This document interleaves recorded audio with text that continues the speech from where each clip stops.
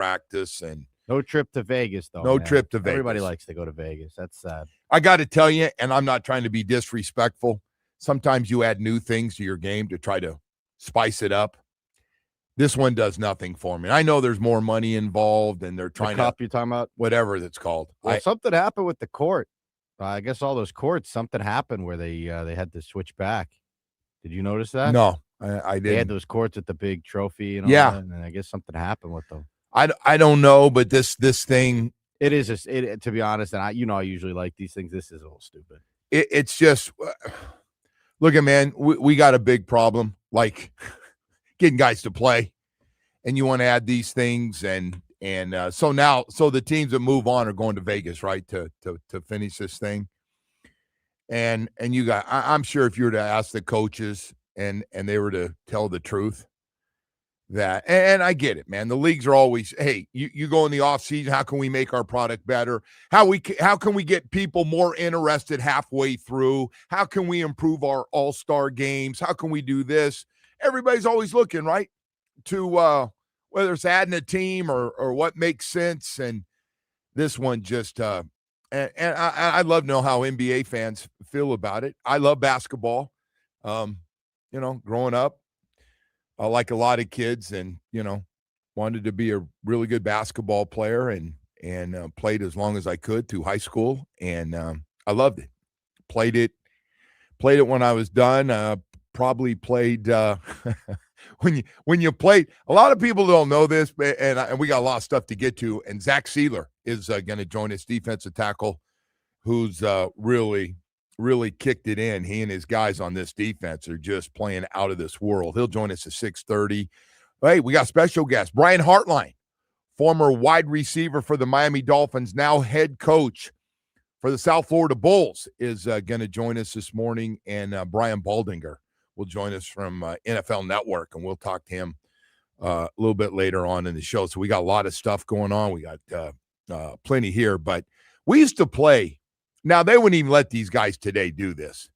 We played 30 to 50 basketball games in the offseason. And we were telling guys this. We're actually, Nat and I played in a lot of those games. Nat and I were regulars on it. And then other guys would fill in, but we had a lot of guys, really good basketball players. We did. We had Cleveland Green was probably the best basketball player I played with, who was played on the offensive line, and 6'5", 6'6", and played like a power forward, just phenomenal touch and real smooth, just a really good athlete.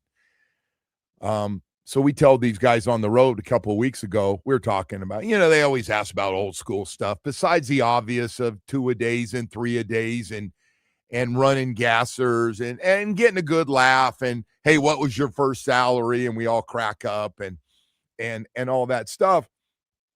So we talked about these guys got all these off-season workouts. And hey, what were your off-season workouts like? And I go, I don't know, 30 to 50 basketball games. And they go, what? Who'd you play? And they thought they were like little pickup games. I go, no, we didn't play pickup games. We'd hit the road for 3 or 4 day playing every day. We went on trips all over the state of Florida. We went all the way up to Jacksonville. We played firefighters, police officer groups. We played teachers. They tied it in with fundraisers and stuff, and clubs that were up there. And oh man, we played games. It was big ones. We go and play Tampa Bay's team, active team, and those got a little ugly. Those got a little feisty, a little bad blood, if you're wondering what those are like. But we played a lot of basketball games. We'd be gone. We'd leave on a Thursday or Friday, and we come back Monday or Tuesday. But we played Friday, Saturday, and Sunday, and part of the deal was we didn't make a lot of money, and they had to have a party afterwards, and they'd feed you. And that's what we did.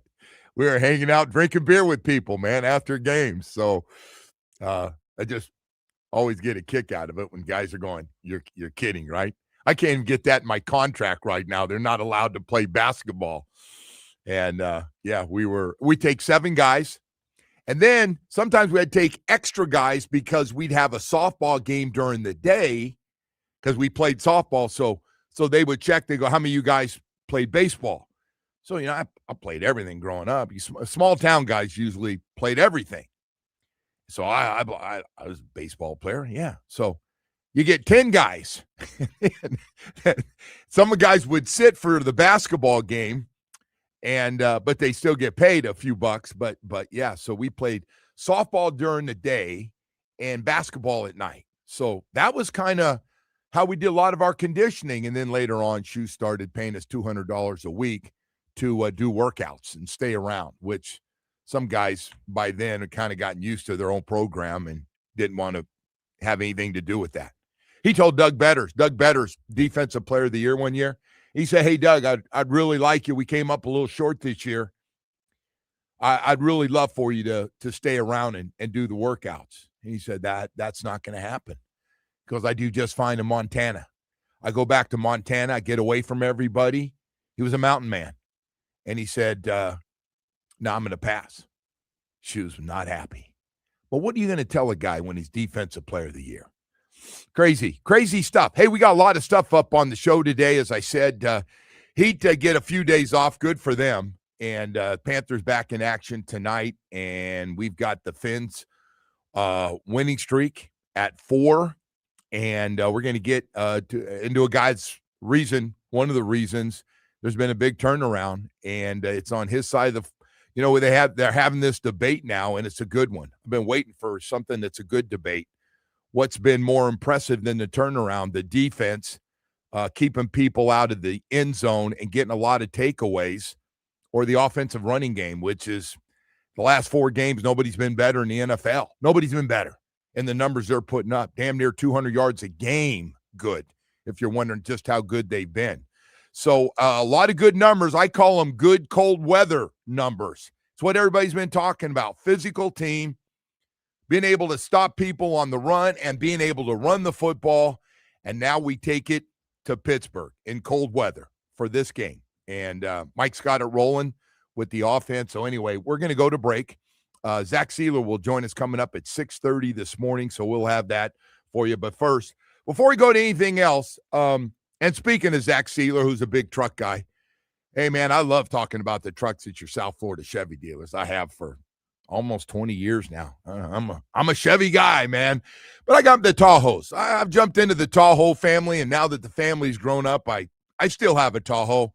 You can't get out. And once you get addicted to the Tahoe or a Suburban, when it comes to the big SUVs during the holiday season, sure is nice to be able to get the kids all back together for going somewhere, put them in my beautiful, roomy Tahoe, and enjoy myself. Suburbans, even more space. You can't beat them. Right down to the midsize Traverse, even the new Equinox now, everybody's getting and talking. Seth Levitt got one. Woody got one. I'm like, all the guys in my life are now getting the Equinox. What's going on? And then, of course, the truck family. Hard to beat. Always our cleanup hitter.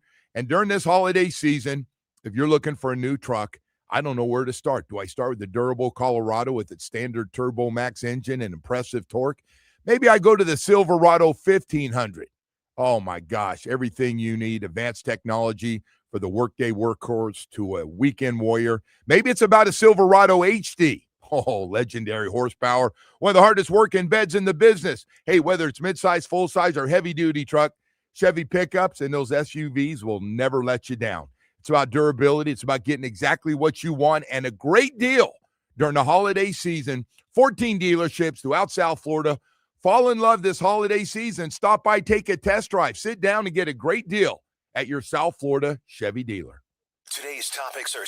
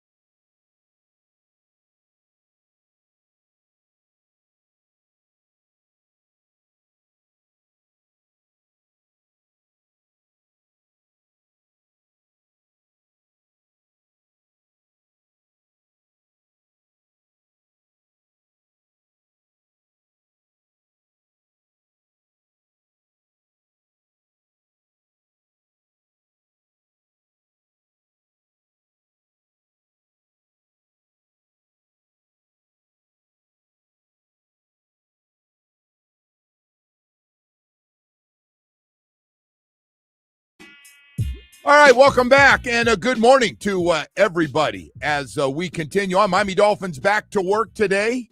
Got a few extra days off there. Monday Night Football, or extra day off. Going to catch some serious cold weather, which has been a topic around here, playing in cold weather games in December and January. And they've got a couple left. About one at the end of the year against New England. Not worried about that one. It's all about Pittsburgh coming up here. And so we'll have Zach Sieler join us here coming up in a little while. Hey, before we get to everything in sports that's going on, we lost a good guy, a really good guy that George Mira Sr., who was a quarterback, had a chance playing here. And when I got here to know George pretty well and was around him a lot and spent some time with him, he passed away. Former quarterback at the University of Miami, really the original of the great quarterbacks to come out of UM back in the 60s. And his son, of course, and the family still live down here, but passed away at 83 years old. And I just want to give our QM condolences to the family because he was a heck of a guy. Had a cannon for an arm a long time ago, but a real regular guy. Just a real regular good dude that just kind of fit in. I saw Greg Cody had a real nice article on him in the Miami Herald that was nice to see, just knowing him a little bit for people that go back. And I know we get kind of, when we talk about UM, we go back, and I got here in 1980, and their whole thing kind of took off there in the 80s, and Schnellenberger got it rolling, and Jim Kelly's teams, and then it went on a roll there for a long time of dominant teams. But there were some great players before that, and George was one of those guys, man. He really was, for people that aren't old enough to remember, which is part of our show. Not part of Woody. Poor Wood's going, who the heck is George Mira? I'll tell you, he was he was something else, and a fun guy to have a beer with. Real fun guy to have a beer with. Anyway, everything goes back to a beer, right? In the old days, that was always about the beer. That's the other thing we always laugh about. The guys go, hey, man, we come in at halftime, and everybody grabbed a smoke. And they go, what? So probably half the team smoked, and all the coaches. And they come over, and a coach would give you a few minutes to kind of, if you wanted to change your jersey or, go to the restroom or whatever, and then he'd have his meetings and get back together on adjustments we're going to make on offense and defense going one side, the offense and they get on the board. And sometimes the quarterback would get up there if it was Don Strock, and Stroker get up with shoes and, hey, let's do this in second half and make some adjustments. But the first thing everybody did, man, that smoked, was come by, and if they didn't have them, bug them from another guy. And so if you're around Don Strock or Bruce Hardy, who had to be a pack a day, I mean, they got after it. And then the other one that's funny, if you ever see any of the old pictures of some of the old quarterbacks sitting there either having a beer after or right after the game or having a soda, which was always funny in today's world, right, where everything's electrolytes and water and Gatorade or Powerade or all the different things. And so we had was talking to Jim Jensen yesterday, and we were laughing about all the guys and secondary smoke. We don't know how bad they're saying. Then they come out and say this secondary smoke's bad news. Well, if it's bad news, a lot of us are in trouble in those old little locker rooms with guys smoking on both sides of you, either after a game or at practice if you had the locker. And we had a little locker area back there. It was like 6 of us. And so I know there were 2 big smokers back there with us, and that was Don Strock and Bruce Hardy. And so if there's secondary smoke, any free time, they were having either whatever they could before we would go back out, have a smoke, and then head right back out on the field, which was amazing. And always got a kick at it. So, yeah, when guys ask about some of that stuff, you're going, what? So, yeah, everybody was smoking. Half the league was smoking. You see guys, right, have that last puff and then throw it down and then come through the tunnel. Now, you guys are a lot healthier out there, man. You guys are a lot healthier now, for sure. Anyway, hey, we've got Zach Sieler going to join us coming up here in just a couple of minutes. We've got a lot of other stuff to get to here including a huge story going on in the NFL right now with the Colts, who signed a 44-year-old quarterback in Phillip Rivers. And they had the best record, and everybody thought maybe the best team through the first 8 games, 9 games, 10 games. They were 8-2, had a 9th win, and had a guy lean in and drop the ball before he got in the end zone, which would have won the game. And they've lost all their quarterbacks, and now they can't win a game. They might not win any more games. Anyway, we'll have more with Zach Sieler coming up here in just a moment. We'll get to more in the NFL a little bit later on in the show, but right now, part of sports that we don't like to talk about, but if you are going to get injured, and sooner or later, if you're active, competitive, you will get injured. It just happens. I got to tell you, sure is nice to have Baptist Health South Florida and their great sports medicine program. They have put together not just the great team doctors to take care of our professional teams, but also the great specialists for all parts of the body. That's why they're one of the top sports medicine programs in the country. They take care of Inter Miami, the Heat, the Panthers, and the Miami Dolphins. FIU, FAU, high school, college, and professional athletes from all over the country, as well as South Florida, are keeping them busy. And the next time you get injured, it sure is nice to know you can see those same doctors that work on million-dollar athletes every day. Knee, shoulder, foot, and ankle, hand, back, hip, and knee replacement, Achilles specialist. They've got it for everything with great facilities like Doctors Hospital in Coral Gables, the Hard Rock Stadium right next to the training facility, and 595 in Pine Island in Plantation. The pineapple is alive and well. Visit BaptistHealth.net/ortho. One goal every day. One goal. It's getting you healthy, back out playing the sports you love the most. The Joe Rose Show is presented by Loctite Window.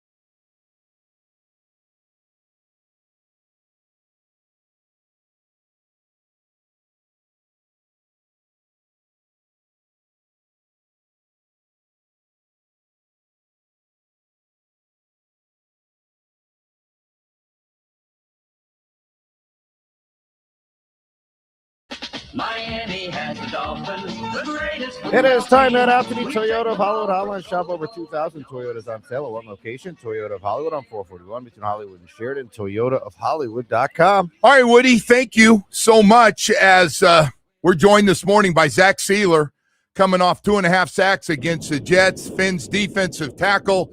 Zach, good morning, man. How you doing? Joe, good morning. Doing good. Hey, man, lot of stuff to talk to you about. I didn't see you on the plane the last couple of trips here. I don't know, they switched up our seating there, but what a turnaround. And I got to ask you, man, it was like yesterday, and I'm looking at you, and you're kind of looking at me, and we're 1-6, and you're playing with 3 young guys trying to figure things out. What has turned around in the last 4 weeks for this football team? Man, Joe, it's been awesome. The last 4 weeks have obviously been very good for us. But what we focused on from day one is just, hey, we have a routine, we have a process. Let's keep hammering it, let's keep figuring it out, and wanting to grow. And the young kids have been doing exactly that. Just with that experience and that time has come more reps. I mean, with young players and young team, and these guys have done an amazing job. Hey, so I got to ask you spent your career and have had some great years with Christian Wilkins and Calais Campbell. And then all of a sudden, I don't know if the team gives you a heads up, but says, hey, we're going to do a little differently this year. We're going to draft 3 defensive linemen that you're going to be playing next to. And, oh, by the way, they will be playing. When you found out, what was that like? It's obviously a new rep for me, playing with these younger guys, but, me and Christian were young guys once. I came in here. It was his first year, my second year, and 0 reps, and we've been through it ourselves. So it's been a really cool rep this year, and I'll tell you what, they couldn't have brought some better guys in. These guys have been awesome to play with, and seeing them grow and learn as NFL caliber athletes has been incredible. So it's been great. It's been a good experience. Yeah, you know what? It's fun. Zeke Biggers the last couple of weeks has really started to show his potential. Kenneth Grant, you could see him getting better. Jordan Phillips, who plays every play when he makes one like a high school. It's just so refreshing to see him jumping up and down. You're going, all right, big fella, we see you're in on it. I love the way those guys play, and they're all starting to get better. It's like the whole draft class kind of started to really figure things out at some point. Does it look that way to you?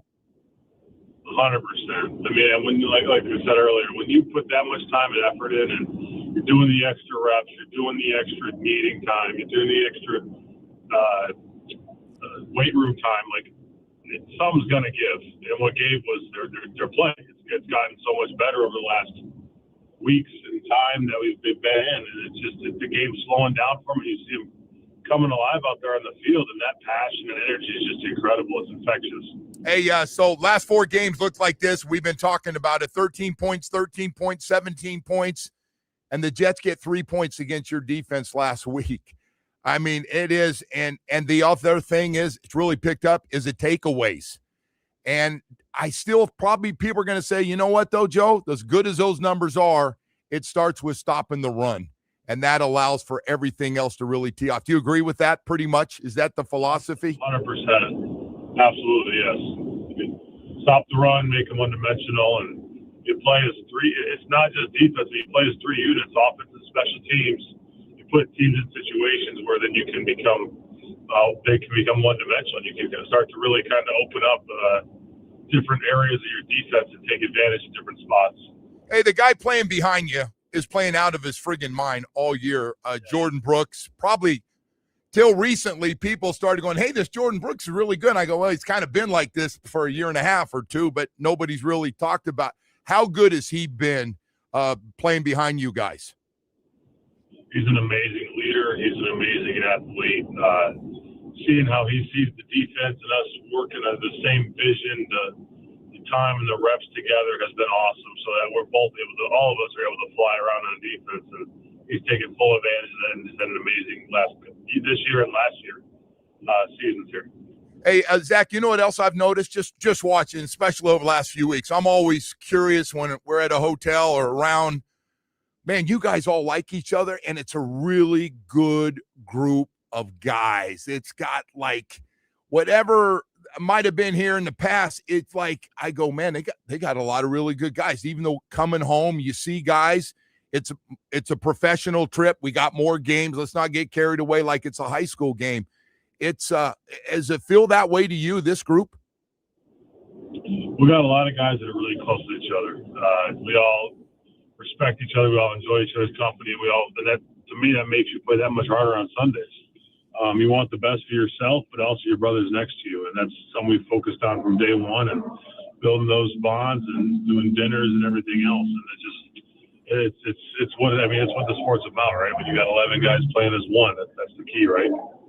Hey, Zach, the other thing I've been talking about is everything that everybody's been talking about late in the year, cold weather, good teams.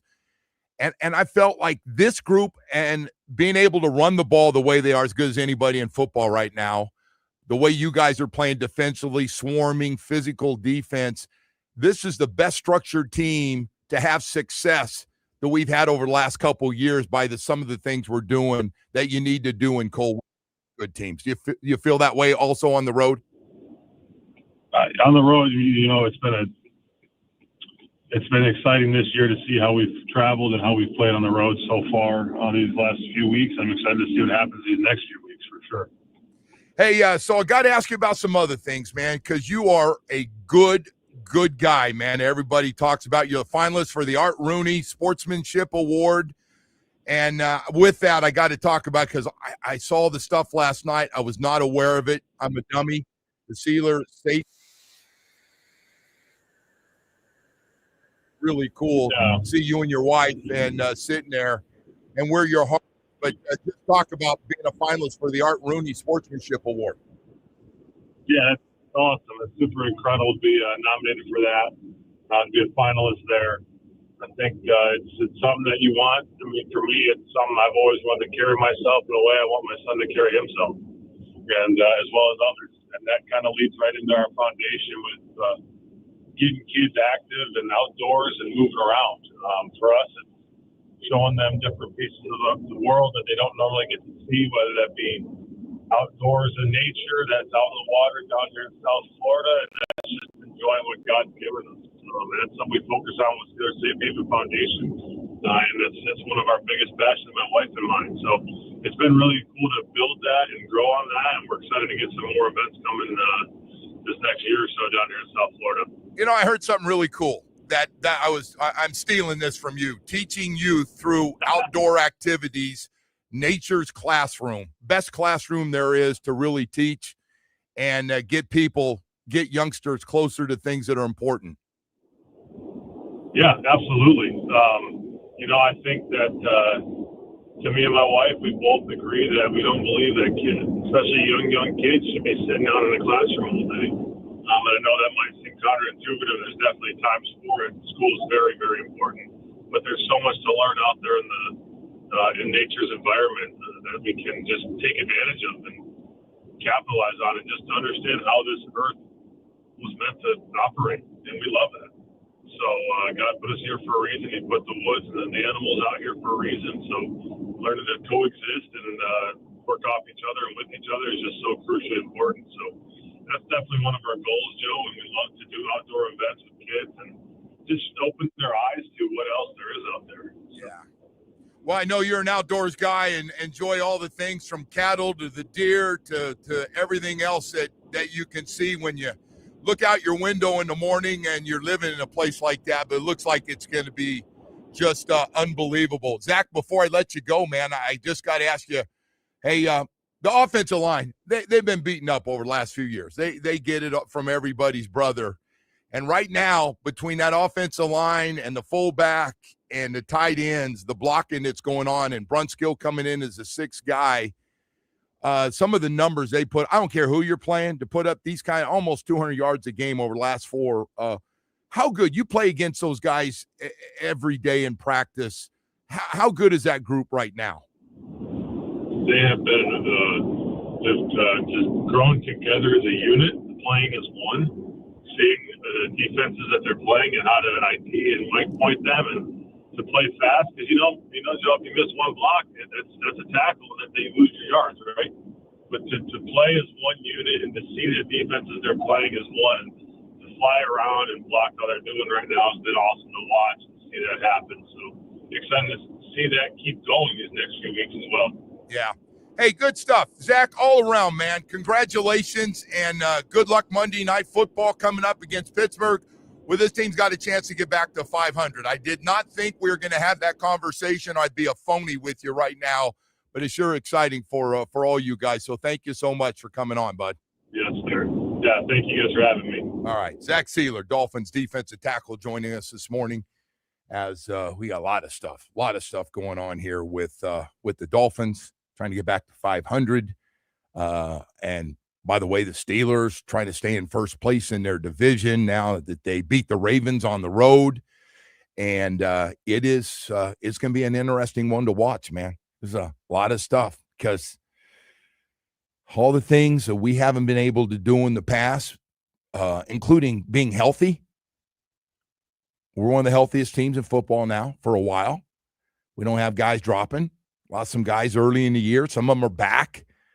But being able to run the football in the front seven and the backside as well, making plays, but the physical up front and the development of those young guys has really made a difference in the way this team's playing right now. So we'll see. We'll see what it looks like Monday Night Football. 4 games left. And there's just some great stories. You got 2 games coming up, 1:00 games when you come back home with Cincinnati and Tampa Bay. And then we'll see what the meaning is for that last game of the season with a team that looks like, now I don't want to get carried away because the Bills go to New England and play the Patriots this week. And if they win that game, I believe that put them 1 game behind all of a sudden, the Patriots. But it looks like Patriots schedule, and they've shown no signs of slowing down, and they're playing really well. Look, you have a 10-game winning streak. I don't care who you play. You got to have good wins. And I hear all these guys carrying on TV about, well, they had an easy schedule. Well, whatever the schedule is one that you're given. You don't get to hand pick it.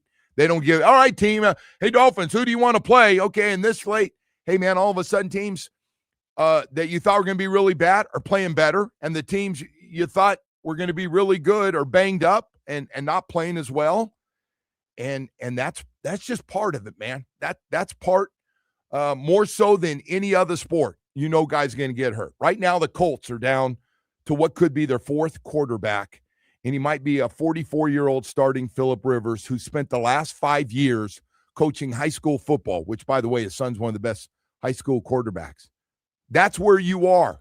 And a couple weeks ago, everybody thought you might have the best team in football. I don't think they're going to win another game. You want to hear who they've got, Woody? They've got the Seahawks this week, 10-3.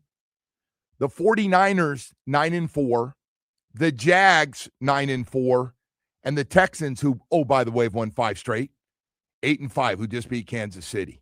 Well, look, there's also something to be said about playing your best football at the end of the year, right? That's in any sport. You want to be playing your best towards the end of the year. And those guys, they seem like they peaked real early, man. Like, I get the great start. It's all good and well. And we've seen that down everywhere, by the way. Yeah. We've seen good starts and brutal finishes. You don't expect to lose. You got to be trending up at the right time. But you lose. By the way, I think that team's in big trouble. Yeah, I do too. Yeah. We're trying to figure out. Creative, though. We're always going like this. We're always cracking up like, oh, okay, who's coming back, right? Who gets off to, hey, we've been that team. Get off to a fast start and injuries and can't finish it. And you're starting to look right now and like, all right. And I've been surprised. I thought the Chargers, after losing all those offensive linemen, and this quarterback's just getting pounded, Justin Herbert. But it's clearly right now the team that's going to be coming back, they might finish third in that. They were way out in front of everybody. Texans got off to a bad start. Jacksonville, we're talking about Trevor Lawrence, how, when you going to start playing like first overall pick. And now all of a sudden, it's hit the Colts. Top 2 guys. And by the way, wouldn't it be nice now to have your backup, your 4th overall pick, if he could play in Richardson? And And he's got, I guess he's done, is he done for something with his eyes? Happened in warm-ups, stretching, one of those stretch rubber band things hit him in the eye, and friggin' crazy. I bet they'd love to have that win with the guy you dropped the ball going into the end zone. That'd be nice. Oh, right now. A little extra win. take a little, that'd take a little sting out of it. Who, by the way, is now playing with the Jets. Yeah. Mitchell. So anyway, hey, yeah. man, you can say that about our team too. There's a few games early this season that you'd love to have right now. Well, listen, I had no idea the Dolphins were going to be able to do this. I know the schedule got softer. I know you didn't, but I didn't think this was going to be nobody. Realistic. We didn't know. There was one guy who thought, but no, he did. By the way, give Joe Shad credit from the Palm Beach Post, and Joe might be off because he said 7 wins. I'm starting to get on Joe Shad's side here. By the way, I saw he said something to Notre Dame people, and they lost their minds. He's one of us now, man. I like that. Finally, if somebody agrees with you on something, and all of a sudden they're okay. Well, if he wants to fight Notre Dame fans, I'm with him on that one. All right. Well, a lot of people getting on that athletic director, going like, it's "Dude, an really?" thing that he's doing. Like, seriously, it's pathetic. Saw another commissioner called him out from another conference. Said, "Dude, what are you doing? Like, your importance to life. Calm down a little bit. Your importance as an independent. Yeah, that's what you are. You're not a full-time member." He reminded him, like, he goes, "Well, I understand, but we're a big part." Like, all anybody wants, man. This is ongoing, and no, people just don't talk about it because it's never going to happen. Notre Dame is never going to join a conference. So they should always get screwed when it comes down to it, man. Take by the way, conference team over. If that's true, what just came out, that if they're top 12 positions at the end of the season, they're in. Is that? Well, just keep them 13.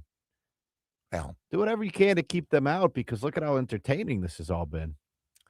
I don't know. Is this really entertaining to hear a guy go on the shows and say, I'm not a big fan of their fan base. I've very much enjoyed this. You've heard our relationship. It can never be the same. Oh, permanent damage. Sounds like marriage. Yeah. Like, oh, you did that. Now it'll never, I may stay, but it's never going to be the same. You're like, well, that's nice to know. Should make for a lot of fun times here at the house during the holiday season, So, yeah. Just tired of it, man. Just tired but of it. But he went on a few shows too. He made, he didn't by accident hit, he hit some national shows to. For me to put in a request if he wants to come on. Very, very disappointing. By the way, we don't have a problem with you, Wim. Because he's friends with Dan. Dan Radakovich is my guy. We've had a few cold ones together. If he wasn't buddies with our AD, you don't think he would have teed off on Miami? No, I don't think he would have. You can't. What are you gonna do? People are gonna really jump. If he would have jumped on this directly. By the way, all you got to say is, and drop the mic, is, we beat you head to head. Dink. Yeah. We both have 2 losses. Dink. Except they're in that camp where they don't believe that the first game of the season counts. No, I don't think that's Freshman true. Quarterback. Hey, the great part of football should be that it's only 12 games. We always talk about this in hockey and basketball. All right. Hey, the Heat just lost their 4th straight game. Okay. Okay. We just want one of those top 6 spots. Let's be honest. We want to talk. Now, maybe, and they want to get better as a group and not go through what they're going through right now, and they've cooled off a little bit. But I don't think anyone's going to argue the NBA regular season feels very 82 games, man. Yeah. Part of what makes football very attractive. The games mean more. That's why you got to stop adding games to the schedule, man. Stop adding games. You're right, though. A football game is an event, right? You go to a football game in person, it is your entire day. Right? You got to get there hours before, you get home hours after. It is a full day event. Yeah. So stop adding to the schedule. Don't worry about that right now. I made a point. Now you're trying to add one more game here. And listen, I agree with you. Number one problem is for adding an 18th game. Injuries. Injuries. Next thing, Tom Brady's injuries is up there, but also we just got a shortage of quarterbacks. We're gonna get Brady taking on Rivers in 2025. No, you want that? Tom's got plenty of money. Tom just goes. I bet around. He has the itch to play, though. I don't know. When you're the GOAT, he probably physically can't, but I'm guessing if he thought he could, he went into 2 perfect situations, right? The Patriots situation, and then the Tampa Bay situation. How much did that guy love playing, though? He loved playing. Gave up his friggin' marriage to play. That's true. He did. I don't have a problem He with it. did. Listen, man, when you got, there's a reason the great ones are great. And sometimes what Tom, you know what, when Tom Brady did that whole thing, and she apparently, you know, we've waited little bits and pieces, and it's like, you know, I've given up a lot as a supermodel for you, you know, and he goes, let me go one more year. In fairness, he was in his mid-40s. He goes, let me go one more year. I'm on a roll. I mean, he loves playing, man. Yeah. He loved playing. And you know what all those guys have in common? Because it's not about money. It wasn't about money for Tom Brady. Tom Brady was never the highest paid quarterback in the NFL. He loved playing. Save that for his broadcasting career. Yeah, he saved that for the amount of money that he's going to make, and now with a piece of a professional team. And hell, he owns a couple different teams, pieces of different teams. But these guys love playing, man. Hey, Dan Marino would have played forever. If those knees would have talked back to him and said, hey, bro, he'd still be playing. It wasn't his arm. It was lower body. All those guys would have kept playing. You think Peyton Manning wouldn't have kept playing? Yeah. Peyton Manning, by the way, that guy's arm was just shot. Yeah. At the end. And he won a championship with that bad arm. I know. How about that? All right. Hey, we got to go to break here. I want to thank Zach for coming on there. Spending some time with us this morning. We've got a lot more stuff coming up at 8 o'clock. Brian Hartline. This sounds weird. Head coach of USF.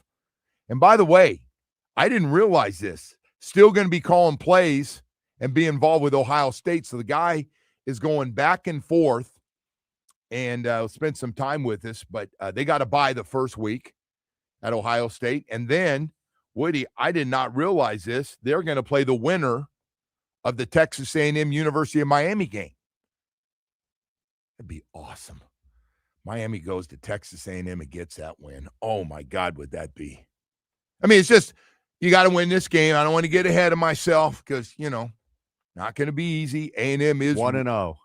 1-0. That's it. Just get one. I did this yesterday with Dono, though. We were talking about it. We went right ahead to that Ohio State game. Well, it's easy when you don't have to play the games and you just hear on radio and you can look ahead on everybody's schedule and tell everybody what you think's going to happen. That's New Year's Eve, by the way. I make for a few Nice night, yeah. few extra tequilas that night. Hey, I want to talk to all the guys out there about something that's pretty important before we get to 7 o'clock hour. Your energy level, if it's going down and you're going through it and you just think, I'm just getting older. Maybe it's just working, but I just have no energy, man. I'm even tired. Used to be I was wiped out on Fridays and Saturdays, start feeling a little better on Sunday, but I don't feel like I used to. Well, you got low T. Your energy level, you're in a funk and just not feeling like you used to, and all of a sudden not active like you used to. And that time that used to be active is now time on the couch, and you're still eating the same amount. I call it the 20-pound automatic. It's a give me that you gain 20 because you're still eating the same amount of food. Next thing you know, you can't fit in your pants. And on top of that, your sex drive is gone. You got ED. That's what happens. And that's why I want to tell you about Atlantic Men's Clinic. It took a while to get to it. But if you're dealing with ED and low T, and you know you are, it's not a problem. I went through it and took a little time to try to figure out how I was going to handle it because, you know, you don't want to be going around telling everybody about low T and ED. Yeah. And your sex drive is just absolutely gone. Nothing's happening. The wife of yours, girlfriend's as beautiful as ever, and nothing is going on.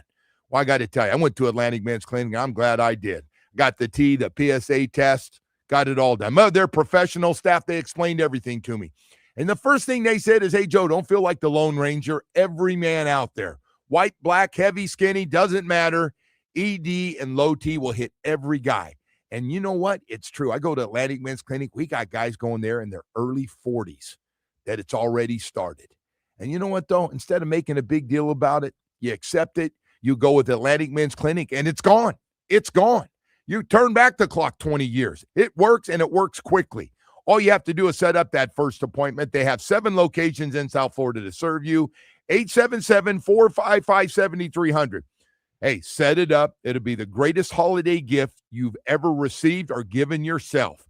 Go to AtlanticMen'sClinic.com. Again, get that phone number. Set up that first appointment. It's the most important one, and I guarantee you unbelievable results. WQA.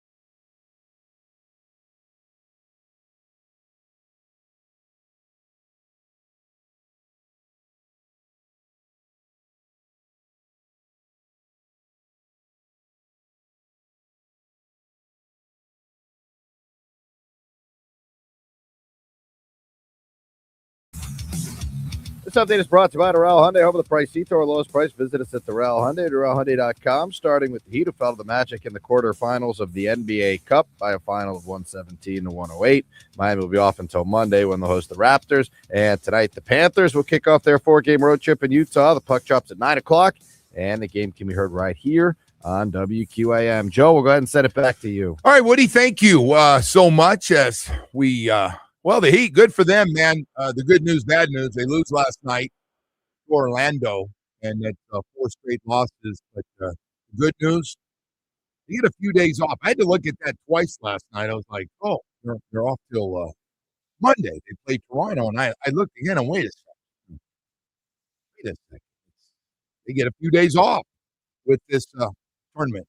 What do you got to tell you? It's nothing against I love basketball. I do. And the NBA's changed a lot. I still love the game and have great respect and love playing the game as, like a lot of guys and young guy hitting jump shots and wanted to, be a professional basketball player. But this new tournament they put together just doesn't move the dial for me. And if everybody was to tell the truth, can you tell me who won it last year? I don't even know. I don't remember who won it. Thunder? I think the Lakers won it, didn't they? I don't know. I know who won the championship last year. I didn't know you were going to quiz us on this morning. No, I just wondering off the top. It's just not sure. No, it's a good point. I appreciate it, and they colored up the floors. Hey, man, look, the league is clearly desperate to get their guys to actually play, which is this tournament's more an indictment on the players and how pathetic things have gotten with the sitting and all that than anything else, right? Yeah, I just think you're always that's what it's all about. Trying to upgrade and make it's a long season, and you're trying everything. Anything. Like if your players would play, the product would be fine. More rest I days. agree with you, though. There's way too many games, but they're never. Well, they're not going to change. Get rid of them. You guys can give up what they're making, 500,000, 600,000, 700,000 a game. No, they're not giving that up. I mean, if you went down to 60-something games, would guys play 40 games? Like, I don't know. I think there's a major problem with this era of player. I am not a fan of this, but I think they're doing some good things. I actually am looking forward to this All-Star game coming up. We've been asking for this new. You're kind of curious, right? No, not really. No, okay. I'd be very cautious. Why are you down on everything? Why? Because I think you looked at what they did with the hockey, right? And the hockey thing was awesome. Yep. I do not think NBA players are going to play that level of for an All-Star game. Because so I don't think this is going to be the Four Nations thing where the guys are out there. So the guys, especially from different countries overseas, you don't think they want to make sure. It's a very strange format. Aren't they doing like 4 teams and each team plays a quarter or something weird like that? I'm with you. I do think a USA versus the world thing would be fun, but I don't think they're going to put the it's never going to have what into it that the hockey players not do. The Canada USA thing. I mean, it was even bigger than before the puck dropped. It was bigger than they thought it was going to be. Yeah, thanks to the Kachuk brothers. Yeah, they just said let's get this thing rolling. But I would just temper your expectations for the NBA because again they seem to screw everything up. Now that's really if they were going to do something, man, work on your dunk contest. Give us the dunk contest pack. Get some stars in that thing. NBA Saturday should be a big deal. Is it true LeBron never did a dunk contest in his career? Not that I recall, Joe. No, he didn't. It's amazing. It is amazing. I wonder, because he's pretty honest with himself.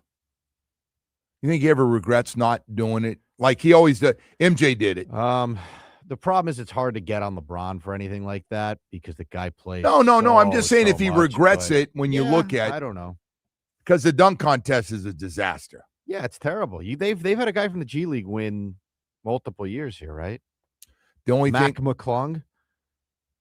Yeah. Like who's tuning in on Saturday night to watch Mac McClung?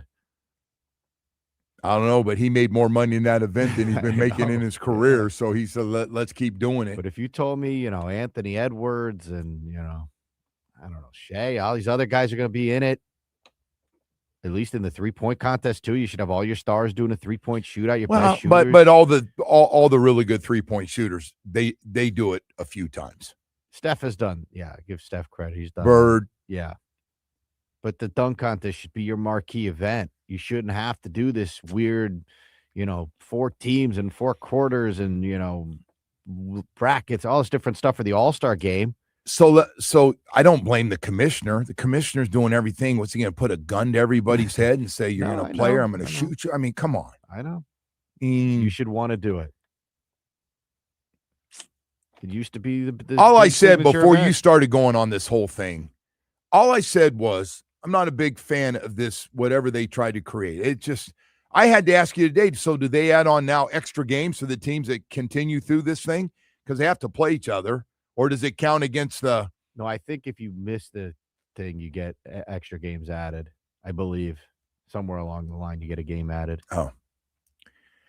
Well, someone asked if you could dunk, by the way. Oh, yeah. Were you dunk contest good or just? No, but I started dunking when I was a sophomore in high school on the varsity team. And then got better as I got stronger. Wasn't dunking like frowned upon though in your day? You couldn't dunk. Right? I dunked in warm-ups and got technical almost every game. I've seen those old, like those black and white NBA videos, and they were like dunking was. The guy warned me. Disrespectful, they said. The right? guy, I would come home from football recruiting trips to and play, and on the weekends and come back, and they go, look at man, you can't dunk in warm-ups. And the guys would go, just do it, dude. It's technical. So I do it, but scare the other team. No. Didn't scare anybody, but it's fun to do, once you can start doing it, take off and dunk. Anyway, we've got a lot of stuff going on, a lot of stuff here with college football. I was really, really glad, because sometimes people say things and nobody wants to touch it. Was so glad to see the Big 12 commissioner come out and take a shot at Notre Dame's athletic director for getting on the ACC commissioner. Now, you had to follow Jim Phillips. Yeah, there was a lot of steps there. Like, he seemed upset. Did I read this right? I listened to it 100 times. He went on a lot of national shows. So he was mad that he didn't get more support from the ACC commissioner, even though he's an independent when it comes. They play 5 games with the ACC, but they want to stay independent. And he thinks because every other sport is all in on the ACC and part of it, every other sport, except football, which is independent, that this guy should be stroking them and Notre Dame should be in and we want Notre Dame in. Like, no. You want to get treated that way, join us full time. So they were business partners. We'd love to have. They said business partners. Were they going to share some of that playoff money? Oh, I don't know. That's probably not. Oh, you don't think so? No. Oh, okay. Being an independent. I see. Business partners, though, they share, don't they? Hey, NBC paying them a lot of money. Yeah, sure. For that.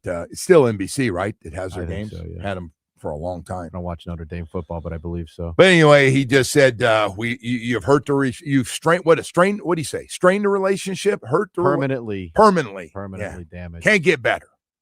So it's done, bro, apparently. Go. You ever had that happen in a relationship? Take your ball and go, man. When I heard him say that, all I could think of is like relationships with women. We're done. Can never be the way it was because of what you just did. Yeah. By the way, I don't think any other conference would do this deal that the ACC has with them. I think if they went to the Big Ten, we're like, hey, we're not going to join the conference, but we want to play your teams. I don't know. I don't know that they would be. I don't know on board with that, unless somebody's told you that. That's a great question. Well, I'm just guessing. Now I know everybody'd love to have them full time for football. I think they would love to, but I don't think those 2 conferences, the Big Ten and the SEC, I don't think they're out there like, oh my gosh, can we get? They don't need them. They don't need them. Be a part-time member here. They have enough horses of their own Yes. that they don't need them. By the way, did you see the ratings for Indiana and Ohio State? I did not. How'd they do? Almost 20 million. Like biggest ratings in the Big 12. I didn't see if it said more, but like a lot bigger than the year before with Ohio State. And the playoff numbers are going to be big, though. Oh, I would think. They're all this controversy. Everyone's going to want to see how these teams I do. agree. You know, I'm really curious to see. Well, I want to see Miami. I want to see a really You want to see competitive the game. two schools in the small. I want to conferences. see how they do. Yeah, I'm with Because you. they're representing The whether little you guy, yeah. the little guy. That nobody wants to let in. And I don't know anything about him because I never saw either one of them play.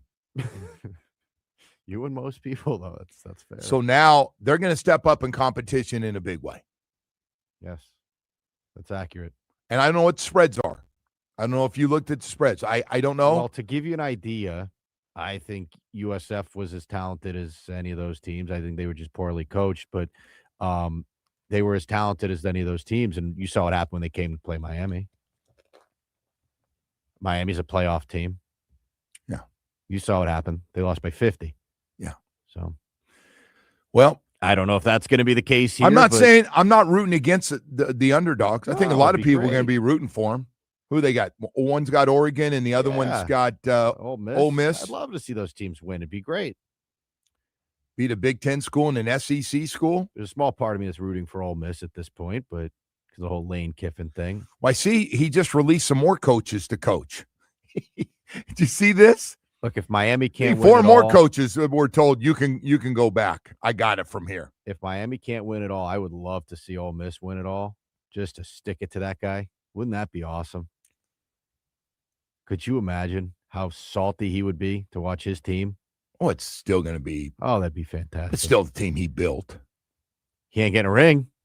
Still the team he built. They can send him a When ring. it says head coach for Ole Miss the year they won it all, he's going to get a lot of credit. He put it together, Woody. It was his team. But It's his system. not his team anymore. All right, Woody. You get a little petty on me. Would you here take a again. ring if you left before the playoffs? They have to win 3 more games now. I don't know.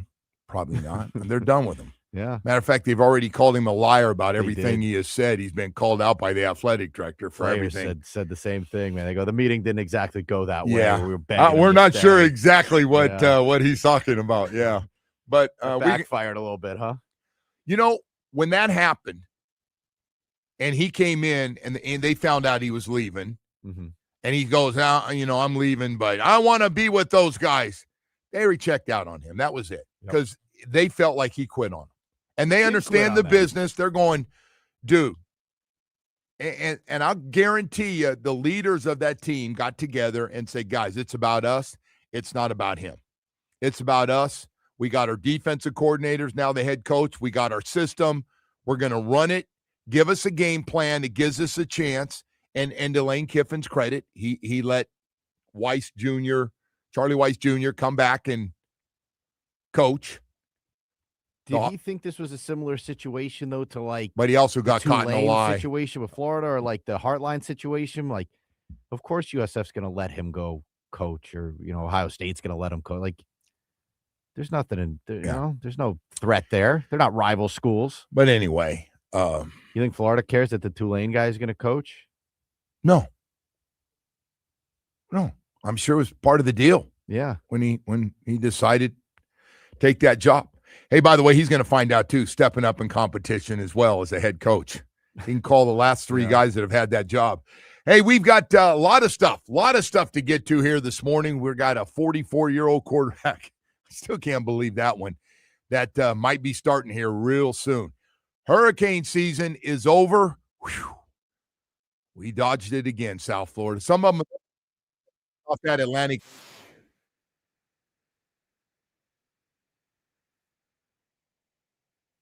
But, hey, man, you still got to protect your home with the best products, everything you can. Loctite Impact offers windows, doors, and roofing.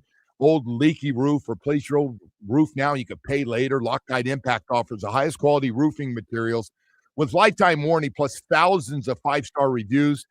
Save big on their legendary state-of-the-art Impact windows and doors. Impact windows as low as $6 per window per month installed. You don't have to wait for the next storm. Visit LoctiteImpact.com. Again, LoctiteImpact.com, or you can call. They got a knowledgeable staff ready to take your call today during working hours. 954-500-LOCK, and let them get you started. They cover all of South Florida, and they're ready to take good care of you. And by the way, congratulations to Loctite as they aim to deal with the Miami Dolphins becoming the official Dolphins Impact Windows Doors partner and proud roofing partner as well, Loctite Impact. WQAM.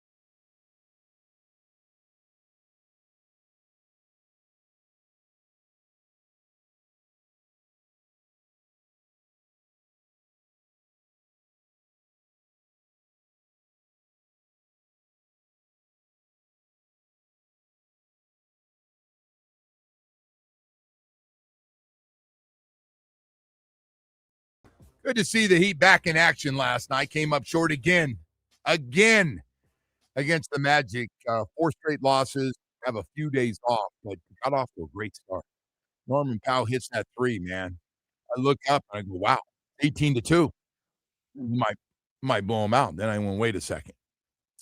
These games can change quickly.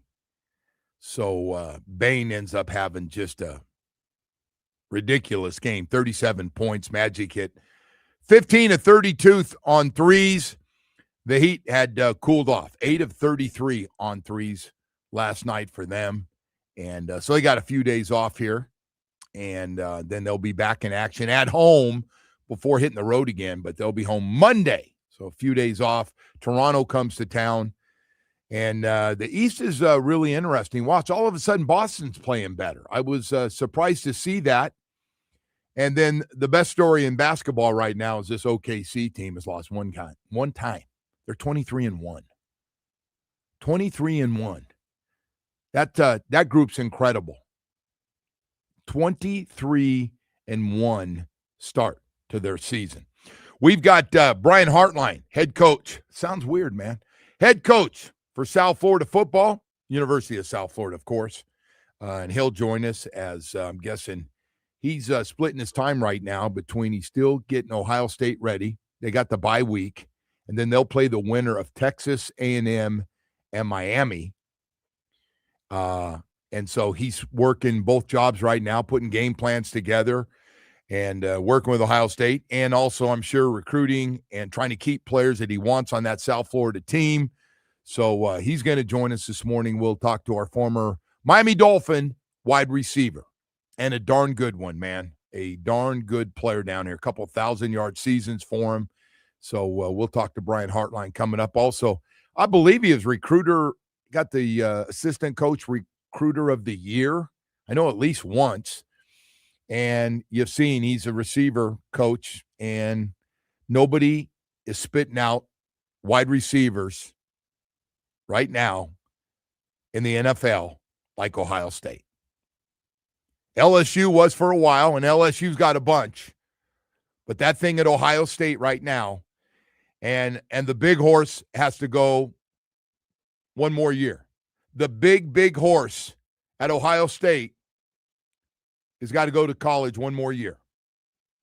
And so anyway, and I'm talking about it, obviously, from Chaminade Madonna, Jeremiah Smith, who's had another hell of a season, over 1,000 yards again. But, man, guys that are playing with him all getting drafted up high.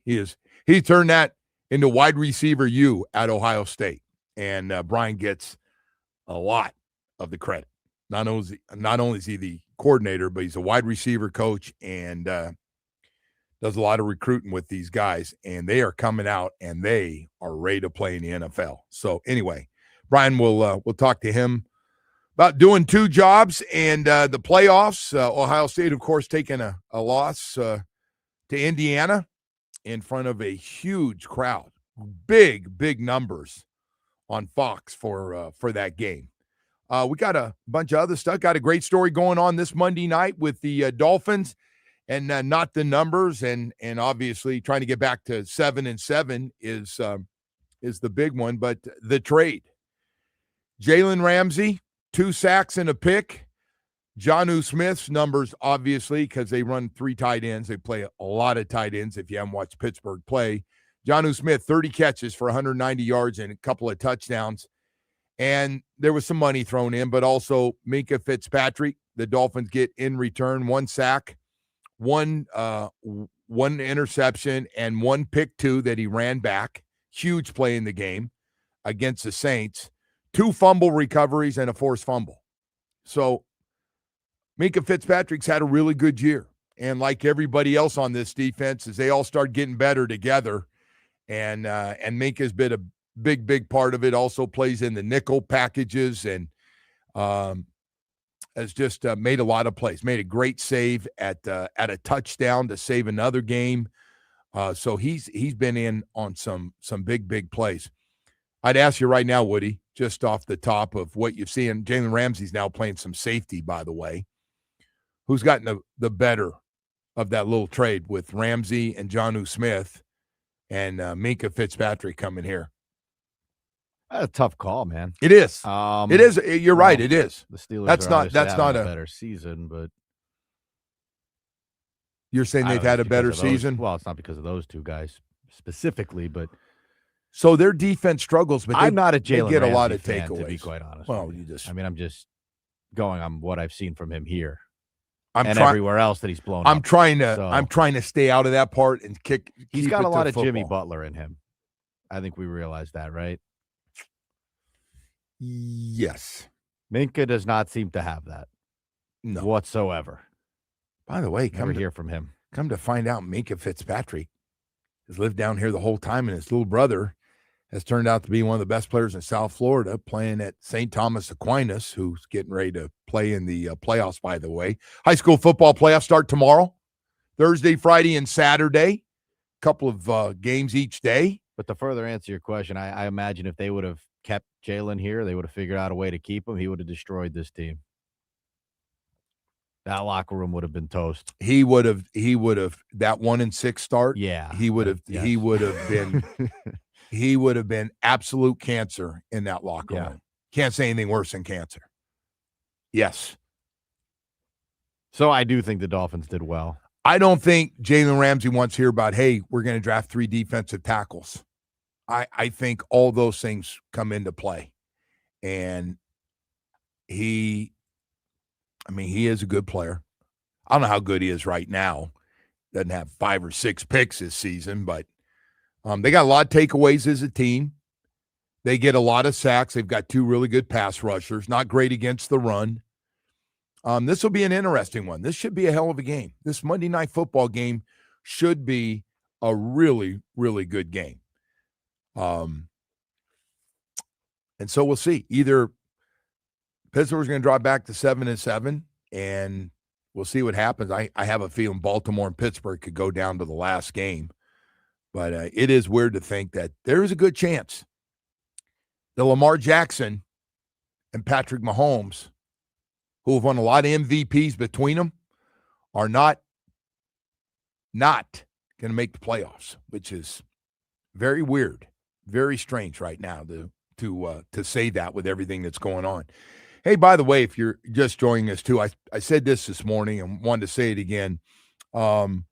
George Mira Sr. passed away at 83. And one of the original quarterbacks to go back. I know everybody thinks that SU University of Miami, and the great teams did. I don't disagree. Great teams starting in the 80s with what those guys were able to do with quarterbacks. But George kind of the original great quarterback of the whole group. A really talented guy, and more importantly, just a good regular guy. Never tried to be better than anybody else. Just really, really good guy. Enjoyed my time earlier, a long time ago with him, and spending time with him, seeing him at charity events. He used to go to a lot of things, and I see him with his son.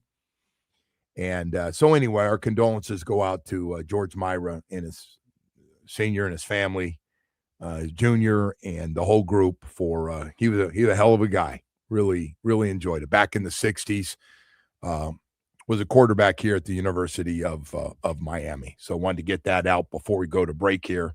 We do have more stuff to get to, and Brian Hartline will join us coming up here at 8 o'clock. We'll get caught up with Hollywood's headlines, and we've got a lot more stuff in the National Football League to get to here this morning. But first, I want to take a second here this morning to tell you about Gary and Harvey. That's what they should just go, Gary and Harvey. Just put Gary and Harvey on the law firm. Just put that name out. You don't have to say Harvey Cohn and Gary Judah, the partners of Cohn and Judah Injury Law Firm.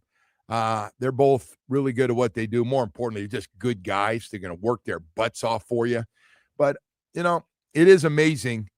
I was made aware of this a while back, and a lot of people spend a lot of money. A lot of law firms spend a lot of money on TV right now and radio ads, and people are talking about them. And then, somebody said, hey, those guys look great in those commercials. It's too bad they don't ever get involved in anybody's case. They don't actually go out and work them.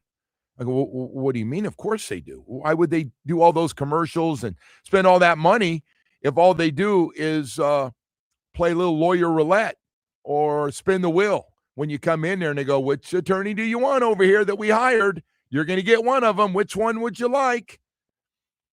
Man, that's not what you sign up for. You want the best. You want the people that started those law firms that care every day and it gave you great work. Harvey Cohn and Gary Judah will shake your hand. There are no other attorneys. When you ask them, where's your attorneys? There are no other. They're it. You get the 30 years of experience each, big enough to go to trial and get you multi-million-dollar results, small enough just to call you back. See, they believe in communication. They believe in giving you updates. They believe in giving you their number so you can get a hold of them on the weekend. Go to ConanJudah.com. Read the reviews. Hey, man, I'm telling you right now, they're good at what they do. Go to ConanJudah.com. 866 fair fee. And remember this, they don't pay other lawyers to do the work that you hire them to do. Today's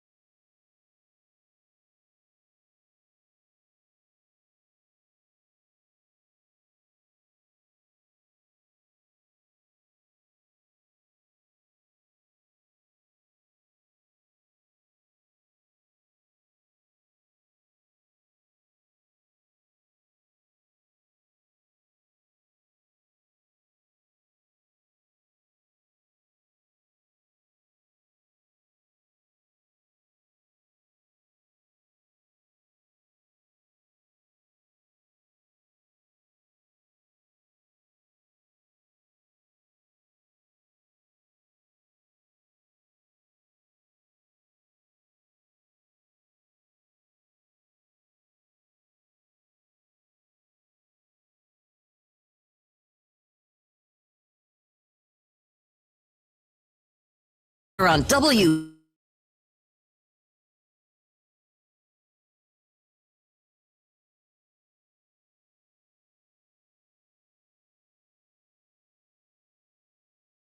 Breeze at the moment. It is partly cloudy, and there is a 7% chance of rain. The Joe Rose Show continues now.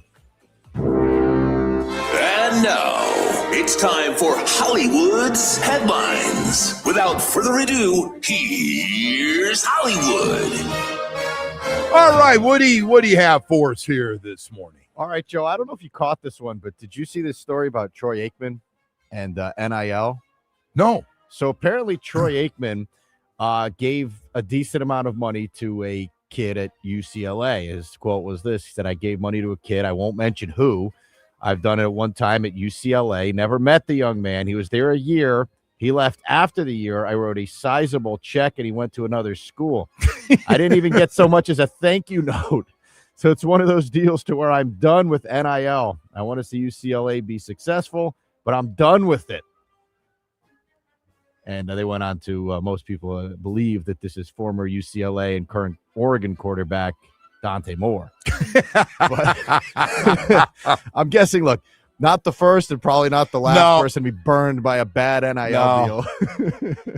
Hey, this is the player. So I know Cal's doing the same thing. So Cal has got this quarterback who made a commitment to stay with the new coach. I saw the story. The coach went all the way to Hawaii. Mm-hmm. He had gone home and he was thinking about it. And they're like, hey, man, one thing, guy committed. Like, I'm going to stay. Anyway, then the phone started lighting up. Like, hey, we need some money to keep this guy. So I thought it was just mostly businesses were getting hit and advertising. And, hey, can you do it? Be a, representative or a spokesperson for our company. Oh, hell no. This is asking, hey, can you guys as a group put together X amount of dollars so we can keep them? So I think that's going on a lot of places. Like QBs, good ones are hard to keep. They're expensive, as we're finding out in the NFL. All right. Let's keep it moving here, Joe. By the way, are you still getting Sports Illustrated, the paper magazine? Yeah. In the mail? I do. Are you getting ready to rip me or no? No, not at all. I just wanted to make sure you were still getting it. We get the SI for Kids at the house, the paper magazine, so it's okay. It has cards in it, by the way, those little cutout cards. Oh. But anyway, your next issue, Joe, will feature none other than Sydney Sweeney on the cover. She's made her way now to Sports Illustrated because we just can't get enough Sydney Sweeney. She's going to be on the cover with that Christy Martin, who's the boxer she did the movie with. So that's how they had the tie-in to get her on the cover. I'm guessing they think that anything with her is a home run. Well. So they, when you get your issue this I'll let month, you know. You'll have Sydney Sweeney on the cover. I'll let you know. There you go, man. I thought you were getting ready. I was a little sensitive already. Like you're getting ready to blast me. I've told you. I just want to make sure you're still getting it. I get my AARP and I get my SI. I get to read about ways, to stay healthy in your 60s and 70s. And are you eating this? And I got great articles. And then my Sports Illustrated stuff. When it comes, though, you should act dumb. Like, who is this? Why is she on the cover? That's good. So, fine. All right. Let's go off of sports here for this one, Joe. This is a very weird story right on the front page of the New York Post. The headline reads, body of, I don't want to say the cruise line just because, we don't want to offend anyone here this morning, but cruise passenger stuffed in fridge after being served 33 drinks, according to his lawyer. Yeah. Did you see this one? I did. Yeah, this is ugly, man. The guy had 33 drinks. Yeah, they said they did an autopsy on the guy. It was only double the legal limit. That's a death wish, bro. But 33 seems a little ridiculous. Come on, what are you doing? There's a lot of strange stories that come out of those cruises, those boats. Yeah, you get overboard. People go overboard every once in a blue moon here, and whether they get pushed or jump. Yeah, we've had a few of those. Pushed or jumped. Guessing it's jump most of the time. Well, if you serve 33 drinks, maybe you think, I could swim back or, something like that. Push. Yeah. I don't know what to say. It's tough out there, bro. Yeah, it's tough out there. All right. I like cruises, man. I'm going through this cruise thing. You been on a cruise? Not recently. I have. The family wants to go, though. They're dying to go. We're Probably have I'm less about- than 33 drinks. and absolutely wife sold me on this, and we haven't done it. We were going to, and some things came up in the family, so we couldn't go on it, so we had to cancel. But one of those European cruises. Yeah. I'm not surprised. You're Mr. Europe. Yeah, I got it. Nobody goes to Europe more than you. Don't say that. Except maybe Dono. Dono seems like he's always. Yeah, but going he's out there got his. too, but He's like family out Italian. there. He's You got just go family 'cause you over there. love He's got a. They got a home over there. You come back though from these trips and you're like, all you What? could talk What do I about do? is soccer and whatever the food you eat over. You just love it. You love the culture. I'm surprised you didn't move there. I don't know if I have any culture. Be a Frenchman.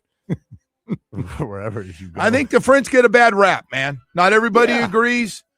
I get sick I of know you everybody. love I go, them. the bad rap is Americans act like ass clowns over there. That's the bad rap. That's what I saw. God, you love it over there.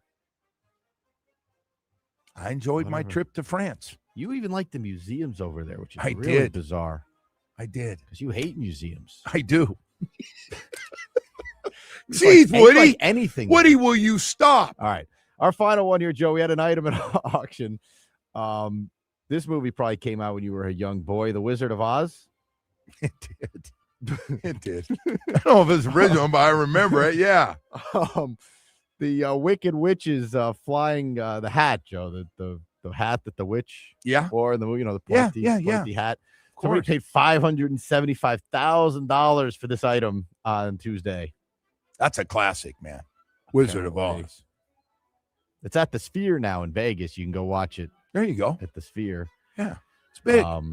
That was this 1 year ago. The slippers, the ruby slippers, sold for $32.5 million. All right. There's a Wicked movie, I guess. There's a second Wicked movie that's come out recently. I saw the play. I did not care for it. You went to see the play? The Wicked play? Yes, Yeah. I did. I like plays. Not Bro, if the play was in I'm the, not the surprised. Theater de Paris or whatever, you'd be all about it, okay? That's not true. So whatever. You'd see anything in Paris. You know what? I don't rip people to go to plays. That's fine. I don't like yeah, them. you do. Huh? Yes, you do. I don't like going to play. plays. I've been to New York. She wanted to do it. And I tried it once, and I said, and she's gone up with her girlfriends and the family, and they go watch them together. But I don't go. Mm-hmm. And if we do, I told her, I'll go to Yankee Stadium and watch a ball game, and we'll meet back up. Yeah, if they spoke French in the play, you'd be all Will you about stop it. with the French? Just they get a bad rap, and it's They get a bad rap. people say, they hate Americans, and everybody was nice. Oh, I didn't leave. Haven't been likable I recently. didn't leave Paris, but everybody was nice. They're down on us, huh? They're not down. That's what I'm saying. Oh. They're not. So they're maybe welcoming to you. Oh God, you know what? You're very popular over there. Don't you say you always have events? I went over. I Signings? did go over for. What's wrong with you today? Nothing, You're nothing. You're being nicely a real jerky today. You really are. Brian Hartline is going to join us coming up here. I'm not going to lose it on you, man. I know you're trying, though, brother. I know you're trying. Hey, speaking of trying to take care of you, Michael Kotze at Choice Mortgage has an amazing offer. It's called Hometown Heroes Program. He's helping first responders such as law enforcement, healthcare professionals, educators, firefighters, and military vets with up to $35,000 in closing costs and down payment assistance with low fixed rates and no prepaid penalties. Give Michael a call on his cell phone or text him 561-441-2730. 561-441-2730 and learn more about the Hometown Heroes Program. Hey, you know what Michael Kotze's been about for 30 years at Choice Mortgage? He's been about one thing, getting you mortgages fast, about half the time of the banks, getting you the lowest rates, and really for anything, whether it's debt consolidation or anything else, go to Google reviews on the web, Choice Mortgage Reviews, saying a lot of nice things about this guy and the work that he's done. The man works 7 days a week. He truly has no life. He's all about Choice Mortgage, and he's ready to help you. Call or text him, 561-441-2730, MLS 166254, rates and terms subject to change, daily without notice. He's an equal housing lender.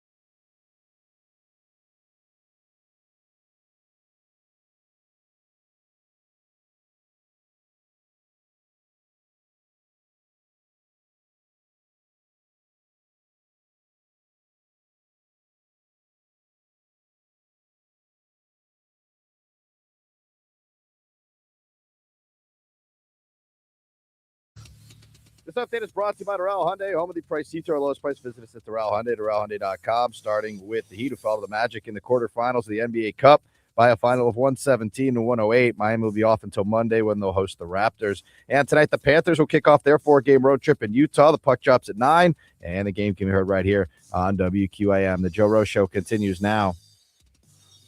Tannehill going deep. Hartline all alone. Touchdown. Brian Hartline. My goodness. From one end to the other. Just when the Cardinals were about to put this thing away, the Dolphins make 2 plays that do just the opposite.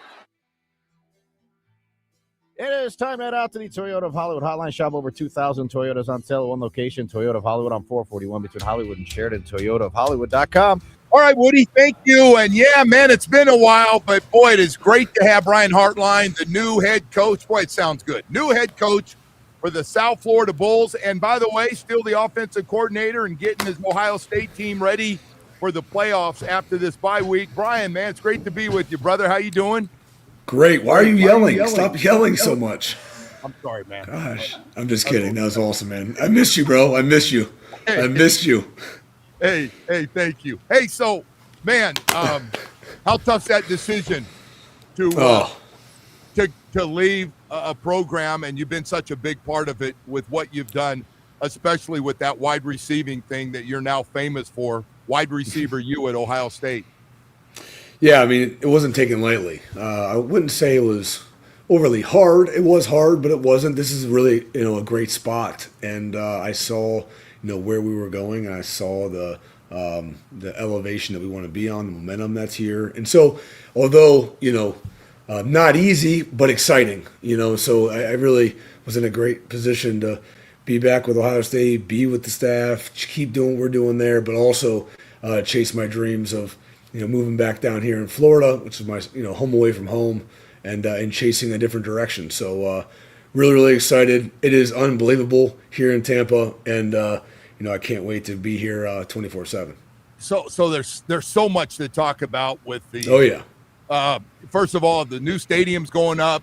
They've obviously, I'm guessing, made a commitment to you to get involved with NIL, where you got a chance. You know how important that is, as well as you're building this. You get pretty good commitment from the whole school on where you want to go, and they agree. Yeah, I mean, they were proactive. They already had their own vision. It was already aggressive, and so it's not more of what are you giving me? It's not that. It's like, where are we going? Where does this vision? I think the alignment here at the school is second to none. Rob Higgins and his whole team, to meet with him, to see where he wants to go, the vision he has for USF. For me to fall in line with that and to help make that come true was really the alignment, and it's exciting. I know I'm staring at it every day. They were already working when I was showing up to the building with no lights out. Sun wasn't up yet, so the stadium is rolling and the Performance Center is rolling. It's exciting, man. It's really exciting. How you holding up so far with 2 jobs? Let's try to win another national championship. And, oh, by the way, you still got to keep this thing, get it going here at South Florida. Yeah, no, it's great. I mean, my family's able to come down with me, so I get a little bit of support there. But back at Columbus, great staff, elite people. They're rolling. We're doing a really good job getting boots on the ground here, people in place. I already have a great foundation here at USF. Just adding to it. It's still growing. Still, there's some openings that we want to continue to fill with the right people. Not in a rush, but I have great support on both sides, and that really allows me to balance both right now. And I feel really confident about it. It's really good. I would say last week was tough. I mean, it all coming out and all the things that were going on did not impact anything over the weekend, but it was just. Didn't sleep, so the lack of sleeping made an effect. But no, really blessed, all good. We're in a good spot. And you're hitting it 100 miles an hour. But let's get. Yeah, man. But we got to get this other part. What's it like when you watch games on Sunday and you see all your wide receivers tearing it up, man? It's unbelievable. It's you got to feel pretty good, man. You recruited most of them. You coached them. You've been their wide receiver coach. You've taught them how to run routes with all that talent they have. Yeah, I mean, it's awesome. I mean, and if you remember me most, that I grew up in Canton, Ohio, and I went to Ohio State, but I really grew up an NFL fan, and that's really my passion. I love coaching guys to go chase their dreams at the next level, to go to college and to be productive. It's fun. It feels good, but I would say that you do it all to go be an NFL player. You go to school to go be a CEO of a company and chase bigger dreams. That's the progression. So to see them maximizing that is awesome. And hopefully I'll get a chance to try to drive by and see Emeka in Tampa. He's been killing it up here with the Buccaneers. But all these guys, Terry McLaurin, Garrett Wilson, Chris Olave, Marvin, and you're going to see a couple more now. Jackson might be having a good year. I would say that Carnell Tate should be a top 10 pick, and then you'll see Jeremiah Smith be a first overall pick next year. So we'll have some more guys for the NFL to enjoy here pretty shortly. Yeah, you get that stamp. You get final stamp on, even though you won't be with them. I got to ask you about the one guy, because I saw him play a few times in high school. I saw him at Traz Powell.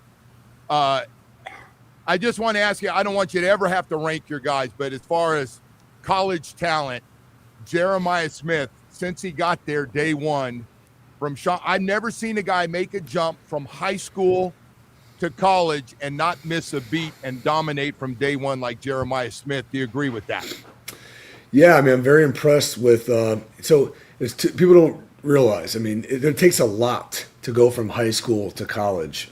We spent a lot of work, me and him, getting ready for game days, because he was at a high school which had a lot of players, good players, but he played on one side of the field the entire day. Like the range of knowledge that he probably had to have in high school was a fraction. I mean, not even a fraction, like a decimal of what required at Ohio State. So that's one part. The second part is, in order to play at Ohio State or play at a high level, you got to earn the respect of your peers. And he went in from day one, the hardest worker, didn't say anything, Pete. Like he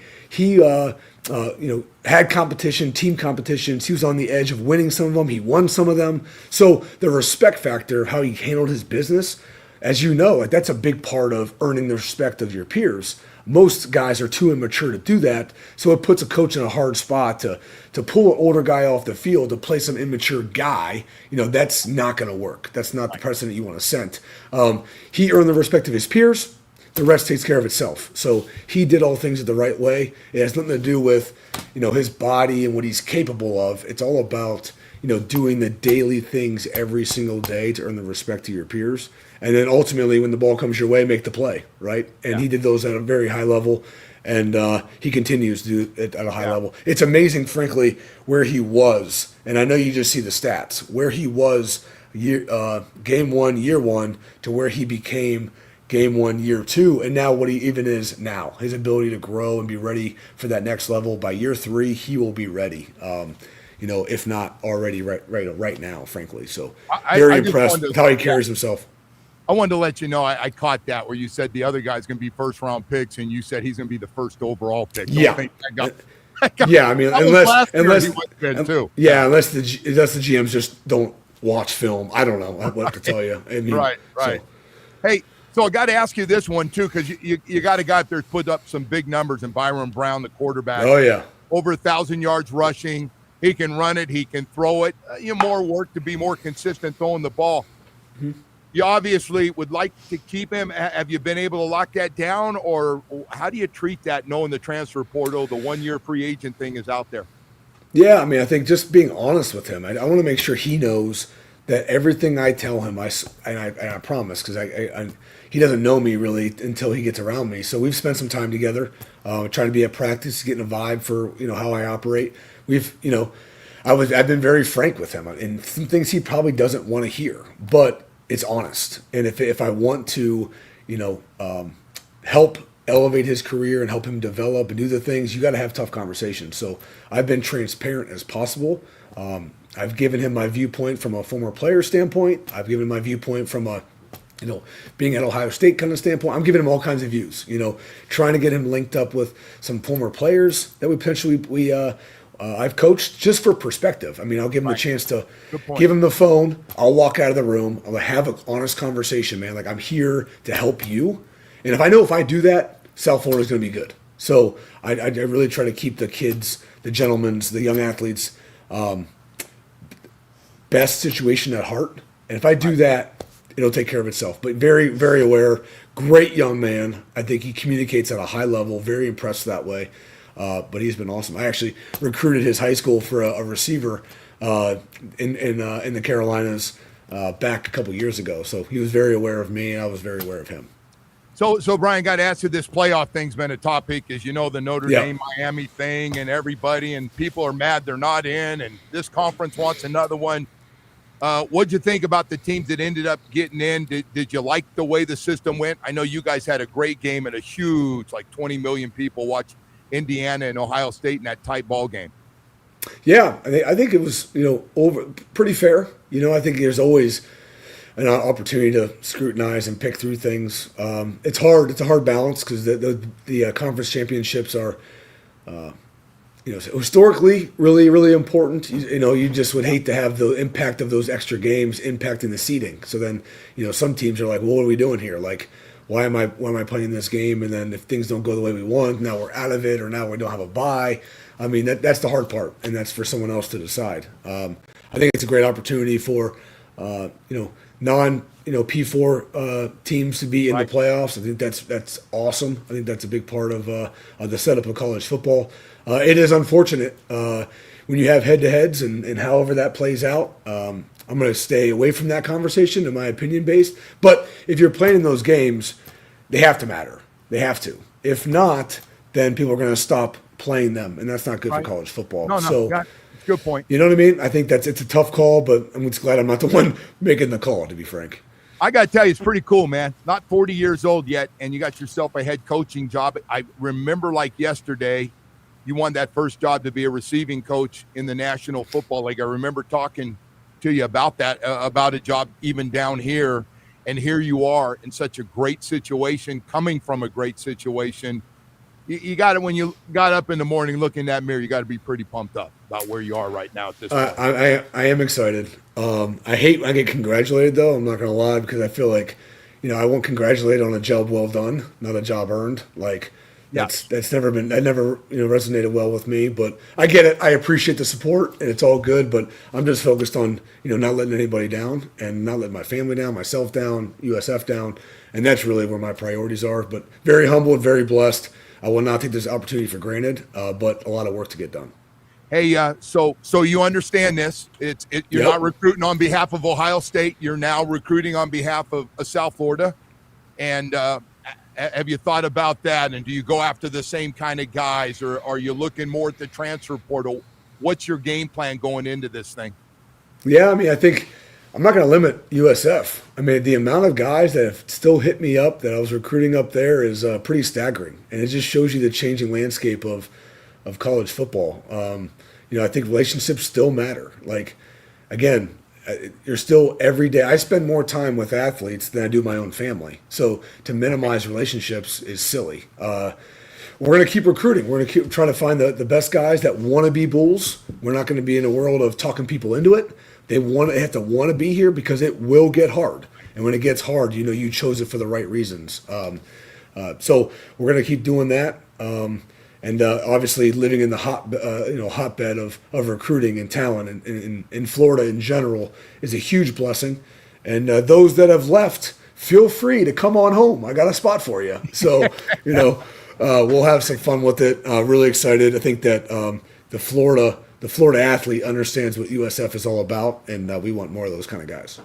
Brian, thank you, man. I really appreciate you. I know you got a ton of things going on. Everybody wants you. I appreciate you finding time for us, brother, and looking forward to seeing you when you head down here to the other part of South Florida. Yeah, I was looking forward to getting back on with you, man. Thanks, guys. Thanks. All right, Brian Hartline joining us, new head coach for the South Florida Bulls, but still offensive coordinator with Ohio State. We're going to go to break here. We've got more stuff to get to here this morning as we continue on.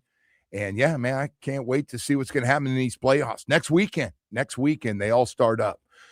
Do want to tell you about around-the-clock air conditioning and plumbing. Oh, my gosh, 38 years in the business. 38 years, man. Trained and certified technicians. It's just gotten bigger and it's gotten better with great service. That's what it's all about. Trained and certified technicians, 135 trucks on the road, 7 days a week. Air around-the-clock plumbing, same deal, 7 days a week. Licensed, experienced plumbers, just the best people. That's what it's all about. And taking care of all your problems with plumbing as well as air conditioning every day. Trying to get out there as fast as possible with the best people to do a good job. Same day installation is always the goal. We got what people, a lot of companies don't have this, but we got a warehouse, and I mean a big warehouse full of air conditioning units, all different sizes, and water heaters. All different size water heat. We're the water heater kings of South Florida, man. Box trucks filled with all size Rheem water heaters. Same day installation is always a goal. Financing plans to help you out. Family owned and operated. We lost Big Daddy, but we didn't lose Eric and the family. So, hey, the next time you have a problem, 1-888-349-6922. When you look up at that billboard, that's family. 1-888-349-6922 for air around the clock, air conditioning and plumbing.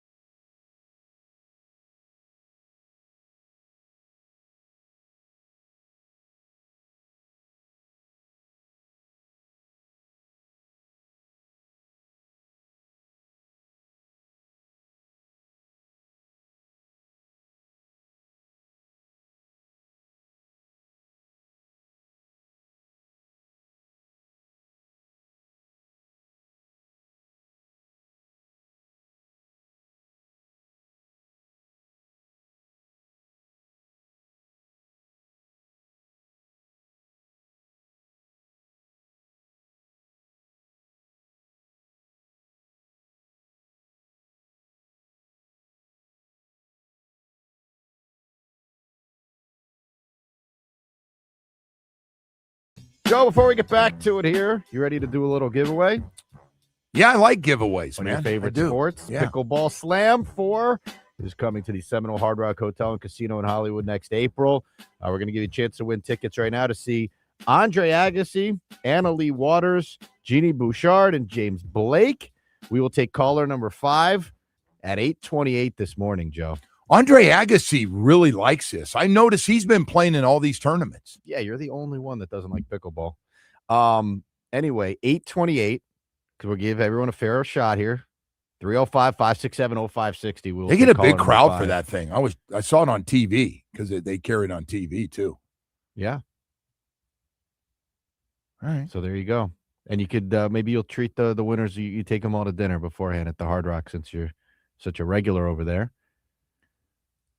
Why is everything got to be like a shot? Why does everything come across as a shot? That kind of was, to be honest. I do like Council Oak, okay, but I don't go there all the time.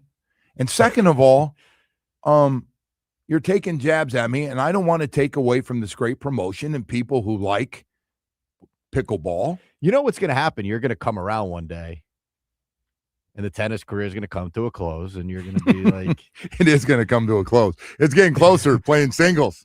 Yeah, and you're going to play pickleball. You're going to find out that you like it, you enjoy it, because it is fun. I have a lot of guys starting to play. I just don't want to play yet. Why don't you have a meeting with Andre Agassi? Maybe he can talk you into it. You respect him. How do you know who I respect and don't respect? Well, I'm just guessing. I mean, he's a Well, you seem to great know tennis everything player. about me. He's a I great don't know. tennis player, and I know you like every tennis player except for Djokovic. There you go. You just keep going. Sorry.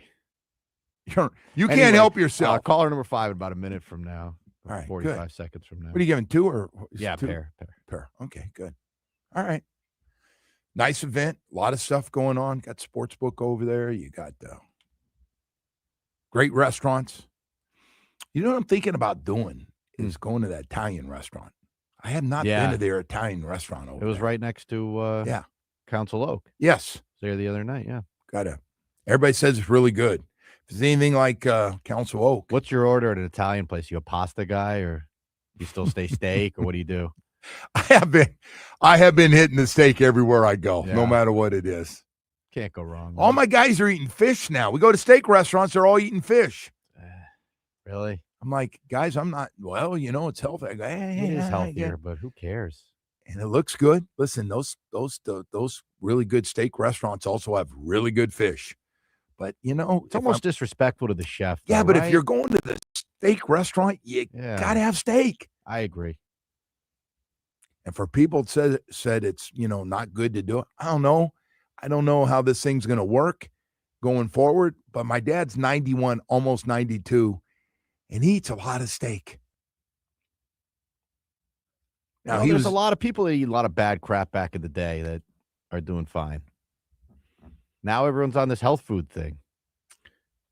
Now people are just beating the hell out of sugar and on all the desserts and beating the hell out of carbs. And I'm like, damn. In fairness, you cut out carbs. You lost a lot of weight. I did. So, but that doesn't mean. But you're not as happy, though. That doesn't mean when I'm up in New York Sunday morning that I wasn't thinking about one of those New York bagels.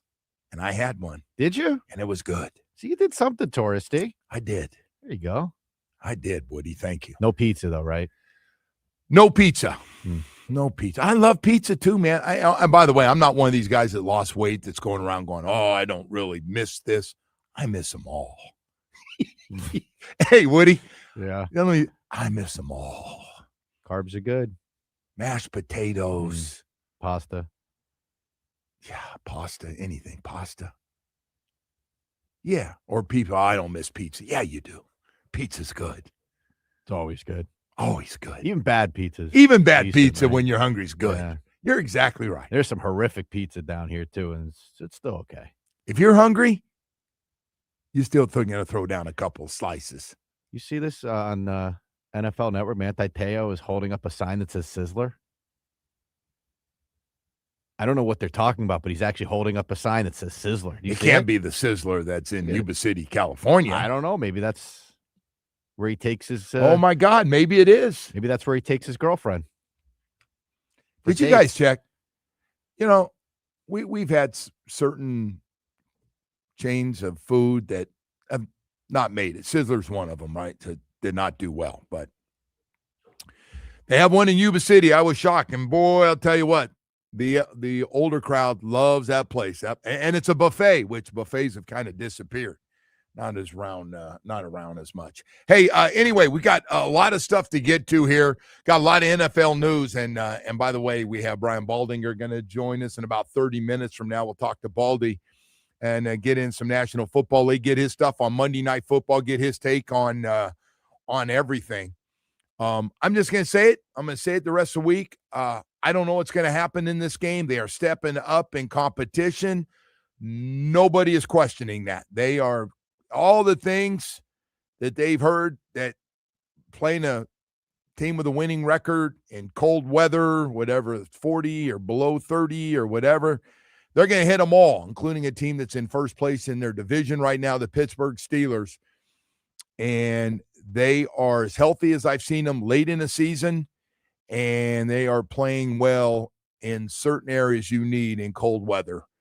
The defense is playing lights out right now, much better defensively, stopping the run, number one, but also getting takeaways. And the most important thing, keeping people out of the end zone the last 4 games. And maybe better than everything on the defense is the running game offensively, which just incredible numbers over the last 4 weeks. And they should, and I'm sure they're going in this game going, we need to do what Buffalo just did, and that's run all over the Steelers team. Run all over them. Remember, Buffalo had their starting tackles out and still just ran, 240, 250 yards. And I'm guessing the Miami Dolphins may not be between the tackles, but they're going to be thinking about running out wide. Everybody knows it, and when you do it well, you don't care. When you execute it, the old coaches will tell you, we don't care. We're going to pitch it out wide, and we're going to run. We got blocking scheme set up. As long as we do it, it doesn't matter if you know it's coming. And I think that's what Mike has planned for this game.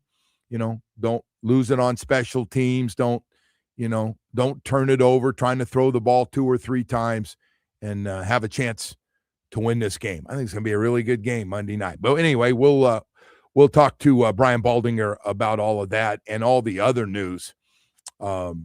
Eagles having some problems right now. Colts in big trouble with a couple of their top quarterbacks, Daniel Jones and Anthony Richardson, out. Riley Leonard could be out. And they signed 44-year-old Phillip Rivers. There's no way. They put him on practice squad, that they're going to go in this game and start him. Hasn't played in 5 years. That'll be interesting. Let's see if he gets hit and he turns to dust when they. Well, he's going to get hit. Yeah. And he's got a really good offensive line, but he is going to get hit. Congratulations to Tara from Lake Worth, who took the tickets. That's a big pickleball area, Lake Worth. They're all big pickleball areas. Yeah. Everywhere. Spreading. As more tennis courts get demolished, just keep spreading. That was another. You're just like anything to take jabs at tennis because I like tennis, right? So you've just decided. You like tennis? No. I don't push it on you. Side court? I don't push it on you. Never have. Wouldn't do that.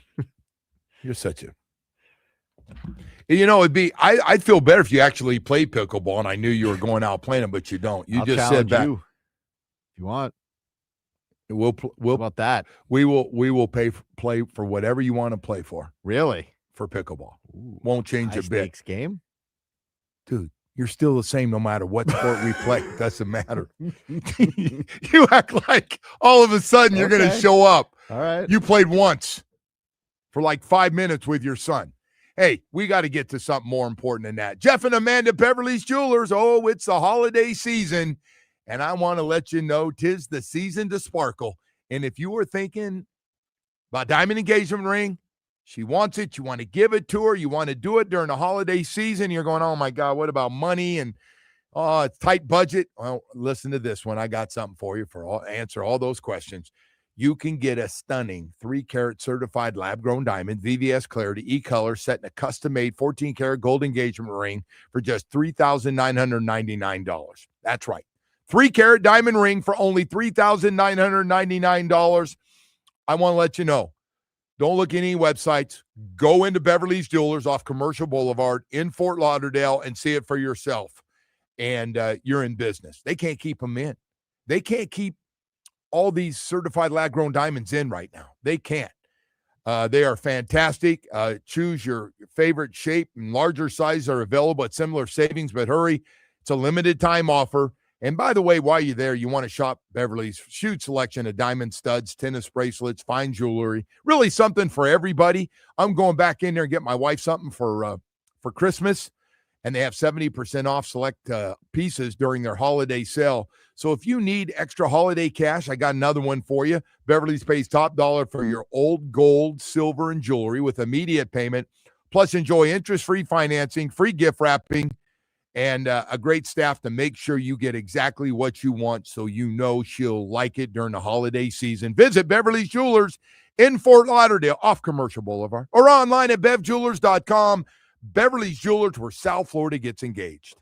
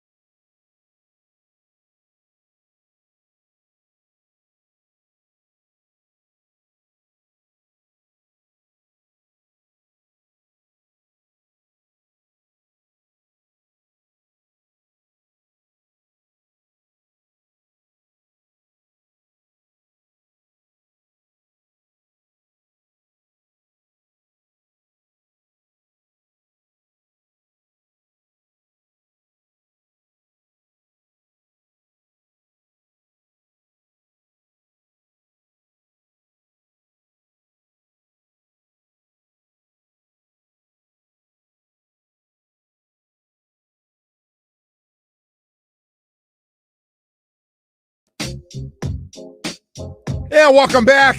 Good morning to everybody. Brian Baldinger, Odyssey NFL Insider, of course, NFL Network Insider as well.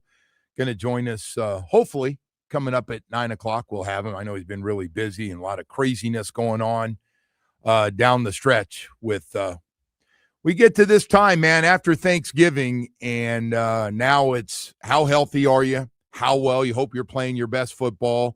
You hope you're on one of these long winning streaks, although I got to tell you, I don't care what your schedule is. If somebody would have told you we'd have 2 10-game winning streaks right now, that's basically the whole season. What Denver has done, Denver wins a lot of close games. Denver seems like they win in the fourth quarter in a lot of their games that could go either way. And they got a great defense. And the New England Patriots, who they beat Buffalo, they win the division with 3 weeks left.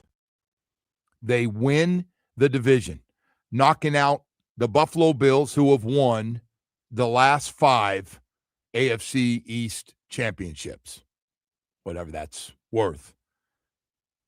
Kind of a big deal if you're the Miami Dolphins and New York Jets, if you can win the AFC East. And that gives the Patriots a home game for the first round of the playoffs. Whatever that means, which has not always been good. We see a lot of upsets with that. But anyway, Dolphins just trying to get back 7-7. That would tie them again with the Steelers. Ravens need to win to get to 7-7, and so do the Kansas City Chiefs. More so for this game, though, too. This is like, can they hang with a playoff caliber team? Oh, yeah, that's number one. On the road, in the cold, all that good stuff. The Jets game is like, it's not a good measuring stick. Nobody says it is. I just don't. The other no, thing no. is But before you put a downer on things, like nobody said it was still the same flawed roster that was losing to games in the beginning of the season.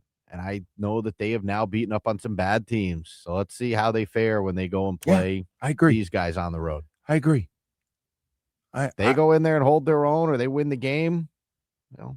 That's a different story. Oh, listen, that's big for Mike.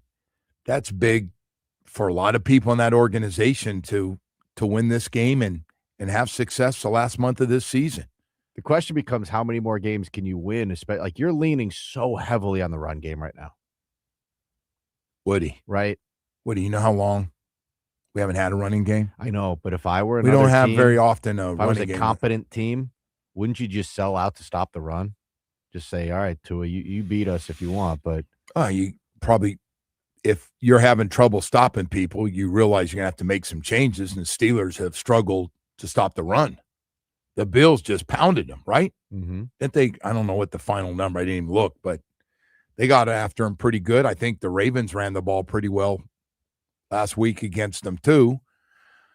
But hey, they're going to lean on what they have. You think all of a sudden they want Tua throwing 35 or 40 times in this weather? No, that's the point though, right? Like, if you could find a way to slow down their run game, then we'll see how things go. I don't think Pittsburgh's going to have very much success against our defense. Defense has been playing well. You might be right. And if that goes real well and special teams stays the way they are and doesn't give up any crazy returns, they did last week. Mm-hmm. Matter of fact, the only touchdown they scored, the Jets scored. But I agree with you. Listen, man, nobody's saying the Jets are the Pittsburgh Steelers. Nobody. But you got to get a win. You got to beat those teams. You lose to that team somehow, like Atlanta did the week before. You're getting killed, right? Would you be surprised if they went up there and won? No. Okay. Because to me, it'd be very surprising if they won that game. Very surprising? Yes, it would be. But you've watched. I know it's a small spread. But you've watched the Steelers. You watch the Steelers have been a 500 team. So why would because that? I think the Steelers are a lot better than you think those they're a teams lot better? The teams that they just played, yes. With the exception of the Bills, who they beat. But they're not the Saints. They're not the Jets. It's going to be very cold. It's just it's a lot of those things working against them that have not gone well. So this just feels like the game where you build everyone up and then there's a letdown. Not you specifically, just in general.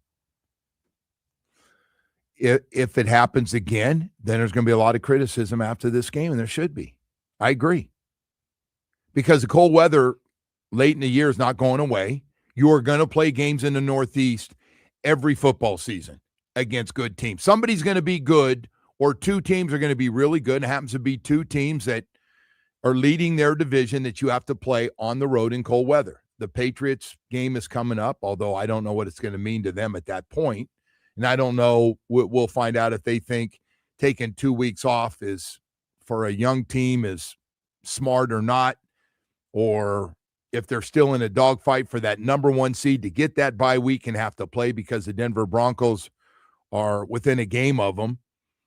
But all they can do, like, I'm not disagreeing with the schedule. I get it. I see the Saints and Jets have not been very good. I understand. By the way, Washington is now all of a sudden sitting there, with 3 or 4 wins on the season. Yeah, they're a mess. So, hey, man, look, you got to beat the teams in front of you. It is what it is. But this is the game where, again, now you feel everyone's on a high or getting all built up, and I don't want to go and see them just get, crushed. Where you knock on and you try the date again, and all of a sudden it just is a disaster. Yes, I agree with that. I agree. Tired of the letdowns, man. Someone said, texter back to back here, go stop the weather narrative from one, and then another one said, anybody bring up the weather in Pittsburgh, going to be 16 degrees. Yeah, it's going to be under 20. Well, the narrative will go away if they go up there and win that game. Well, we know the sun's not coming out on a Monday night football game. You're going to catch. Yes. I'm guessing the sun doesn't come out there very much anyway. Does it seem like it's always dark in Pittsburgh? No. I spent a lot of time in Pittsburgh during baseball season with my cousin, and it was nice. Really? Yeah. It seems like it's always gross there. Hate to be that field's always chewed up, though, too. You ever notice that? I'm trying to think when I was. Yes. I was talking to Monroe about that field. He said it's just like they just use paint, like green paint all over it. It's just a crap field. I don't know. Did they lay down any of the – I don't know. I guess they didn't do the fake stuff there. You going to walk it before and give us a scouting report? No. No, probably not.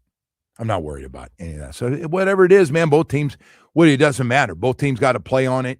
And, again, this goes back. Got a really good running game. There's no reason you've run the ball well that you can't run the ball well against these guys who have struggled to stop the run. Texter says that makes the Jets' weather last week feel like Barbados. Yes. 305 says when you're going into a game saying you don't want to put the game in your QB's hands, you're saying you don't have a franchise QB. Correct. Does anybody disagree? Hey, in case you haven't been listening to this show, agree. I agree.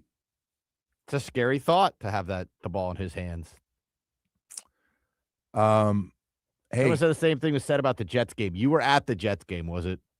Unreasonably cold at that? Like, no, it didn't seem like it, right? That's what all the writers were tweeting out. That it 40. wasn't that bad. No, they got a good day up there. They did. They were able to do it, and just listen. You know what? They came out and ran the ball really well. They got away from it a little bit, and it didn't work. Started throwing it, got a little sloppy, and you know what he did? Mike went right back to running the ball for another 100 yards. That's what they did. They go, hey, it won't be Achane, but it's going to be right, and here we go. And he was going 7 yards, 8 yards, 9 yards, just going down the field. Someone text from the 716. I haven't seen the sun in weeks up north. They do go long stretches without seeing the sun. Yeah, they come down here. They come down here to see the sun. That's true. We like them when they come down here. Yep. No, we spend their money, right? Especially like it when they're Dolphin fans coming down here. Who's our guy that came in with his beautiful wife to see us? The one that Bo insulted? Yeah, Bo. Yeah. Bo just he couldn't help himself. Very mean-spirited. What a great guy. Can't think he was a nice guy. And she was a great trooper for coming in. She did it for him before they're going to go out and have fun. They had some nice plans. Speaking of Bo, we going to see him tomorrow. Tomorrow's Thursday, right? Yeah. That's his day. He was feisty yesterday. So was he? See. Yeah, he was feisty. In a bad mood? No, good mood. Good mood. Well, he's on a win streak. He's got to be happy about that, right? He's like everybody else, man. Want to see what this one looks like. Yeah. This is different, a little different than everything else. Although beating the crap out of the Bills was was unbelievable. All right. 9 o'clock hour's coming up, man. We got Baldy. We think we got Baldy. It looks good for Brian Baldinger to join us. Right now, I want to talk to you about something I want to tell Baldy about, Atlantic Men's Clinic, ED and Low T.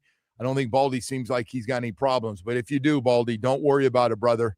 Atlantic Men's Clinic, while you're down here, is a great place to go for low T, get your energy back, and ED, get your sex drive back. And if you're struggling with either one of them, by the way, I didn't realize, man, until I met with Atlantic Men's Clinic for that first appointment that's so important to do so you can get rid of all this stuff. I didn't realize that every guy gets hit with ED and low T at some point. Everybody. Nobody gets a home run. Nobody gets away from it. Nobody gets the hall pass. It happens to every guy out there. And if you're going through it right now, all I'm saying is for the holiday season, it's the greatest gift you can give yourself, or if she's listening right now, that you can give your husband and set it up for him. All you have to do is set up that first appointment with Atlantic Men's Clinic. You go in there. Here's how it works. You get the T, the PSA test, and if medically advised, the test dose. And by the way, they put you on a plan. They tell you all about it. You decide if you want to do it or not. And if you decide to go for it, you'll be glad you did because it works quickly, gets your testosterone levels back up. ED is completely gone. Never worry about that. It's going to be like it used to be in that bedroom. And if that's important to you, like it was me, I had full-blown ED and low T, and, man, I was bummed out. I can't speak for you. Maybe you've adjusted to it and decided that's just the way it's going to be. Not me, man. Hey, set up that first appointment, man. If it's something that's bothering you for the holiday season, this is a great time to give yourself a gift of love. 877-455-7300 or visit AtlanticMen'sClinic.com. 7 locations in South Florida serve you. Brand new one in Hollywood. It's really nice. I go to Plantation, and it's really nice. They got great people, and you are going to get fantastic results, I promise you, at Atlantic Men's Clinic. Do it. Today's topic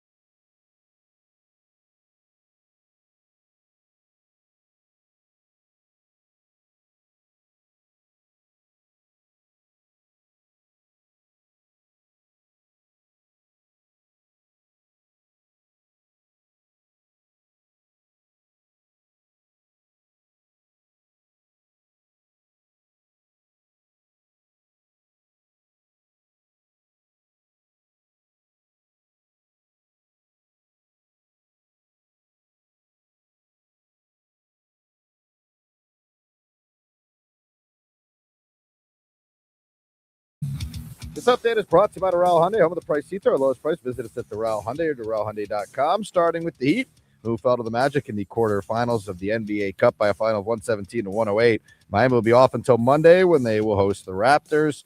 And tonight, the Panthers will kick off their 4-game road trip in Utah. The puck drops at 9 o'clock, and the game can be heard right here on WQAM. The Joe Rose Show continues now.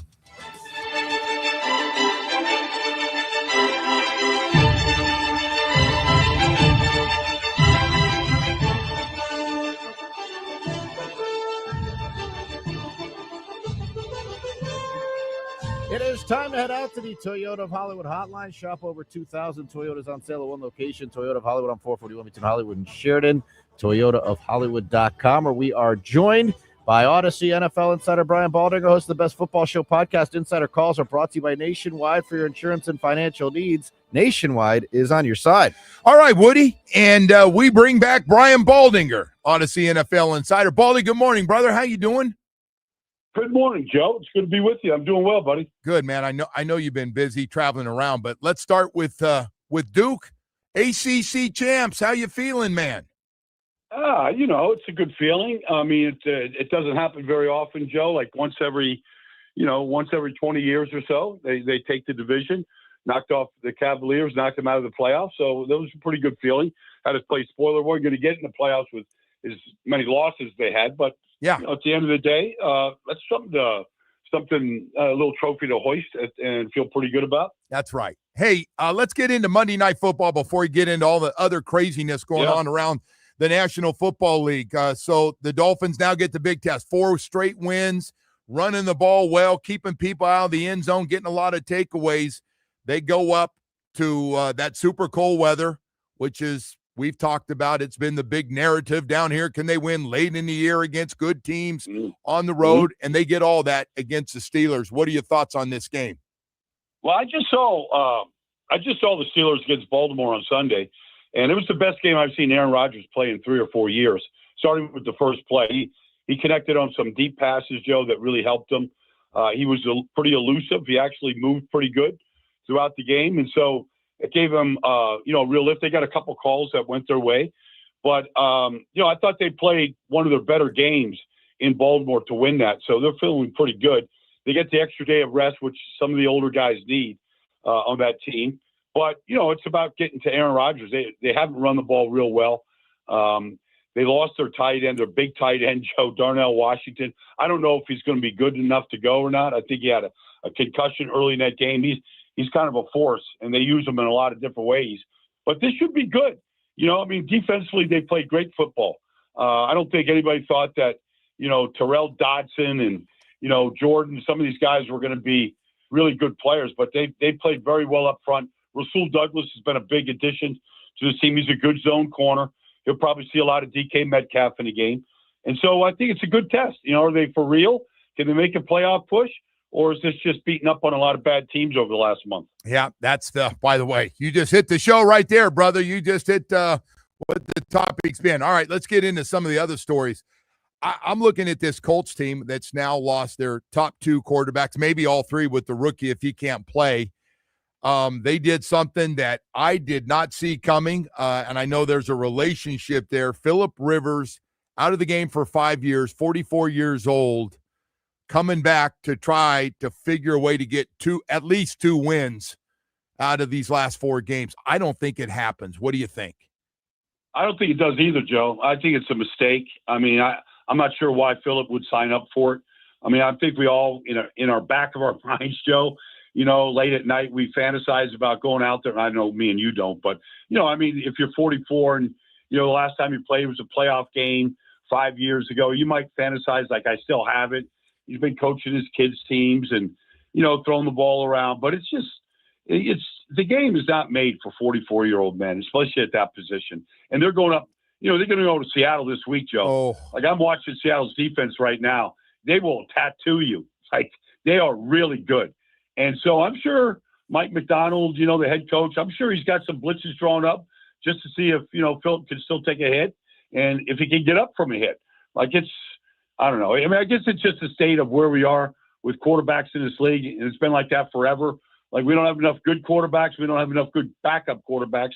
and that's where they're at right now. So I don't think this is going to turn out real good if he has to play. So they have Seahawks, 49ers, Jacksonville, and the Texans the last 4 games. Texans are the best defense in football, Joe. Nobody's scoring 20 points on that defense. And if I was Phillip Rivers, I might take a look at them right now just to see if he's still standing 4 weeks from now. Yeah, man. And the Texans, by the way, this thing's going to be wild. Are you drinking the Jacksonville Kool-Aid on what they've been able to do recently? You know what? I went up and met Liam. I didn't know Liam Cohen, Joe. I went up and met him during OTAs this year. You can't help but be impressed. That's the best game I've ever seen Trevor Lawrence play last week. They wasted no time just deposing the opposition that game. He played good.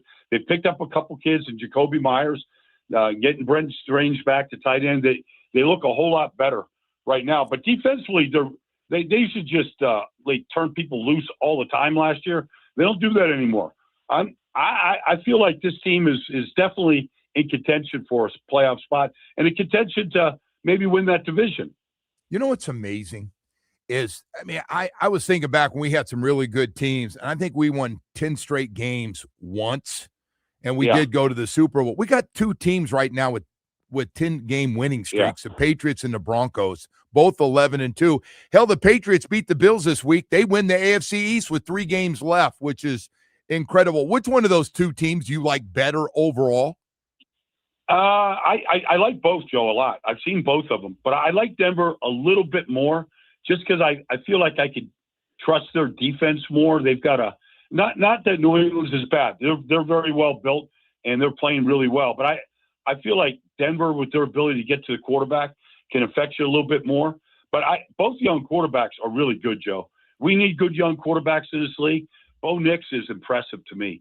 He can make every throw. You can't get him to the ground. He's very elusive. He makes good decisions with the ball. Sean Payton's never coached a quarterback like this before. And so I think he's kind of enjoying, his ability to move and escape and extend plays the way he does.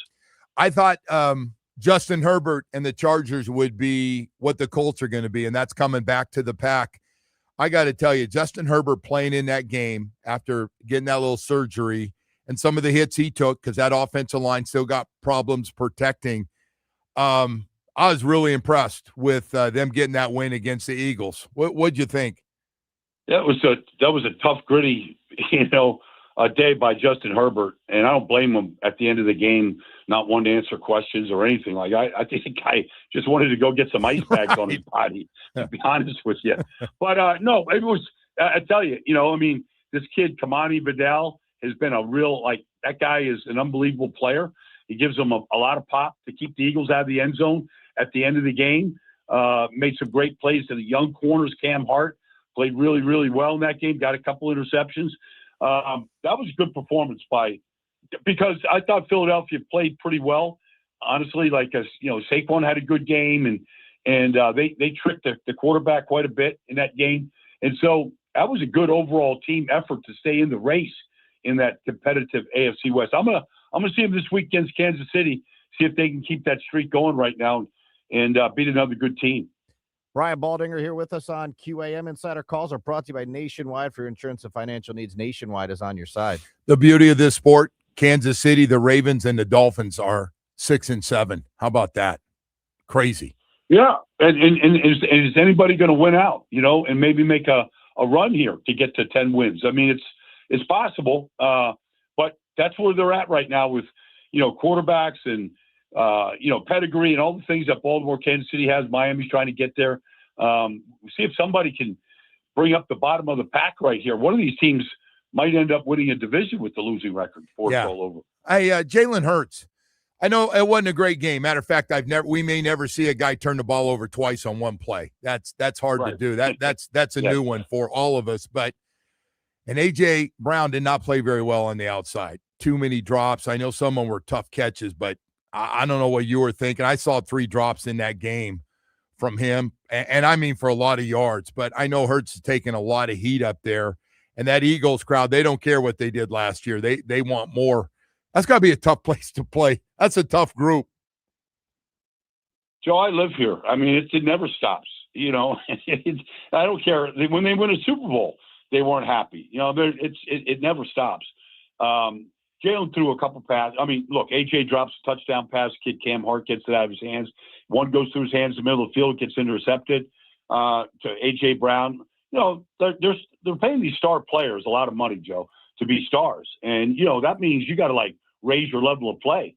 And I don't know, like something's not right with AJ Brown. Just he's still a good player. He's a beast of a wide receiver, but you know you've got to either add energy to the program or you take energy away. I feel like he's taking it away from that program right now. And for Jalen to throw that interception at the end, that's just not who he is. It just is. It's a 1st and 10 play, Joe. You need a touchdown to win it, right? Or at least a field goal to tie it, you know. But for him to make that throw, and they ran that play earlier in the first half, the exact same play, exact same formation. The Chargers defended a little bit differently the second time around. And for him to throw that ball into that, try to fit it into that window, that's something that he rarely ever tries to do. Your take on Kansas City, man. They we just talked about 6 and 7 for them.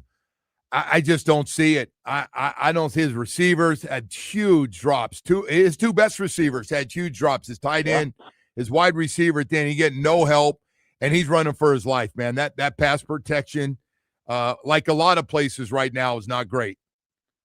Joe, I had to go find out who the left tackle was that finally went in the game. I didn't know who Essapol was. I didn't know who some of these guys were. You know, that's kind of the state of the league.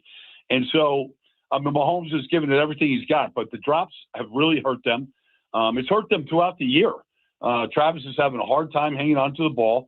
Rashee Rice, they need more from him. The passing game just is not explosive, Joe, and the running game is below average.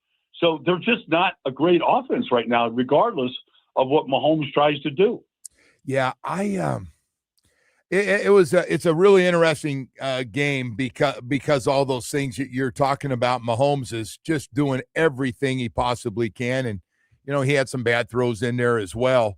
As we look at this thing overall right now, from what you see, and some teams are playing great, and some teams are struggling, although they still have good records.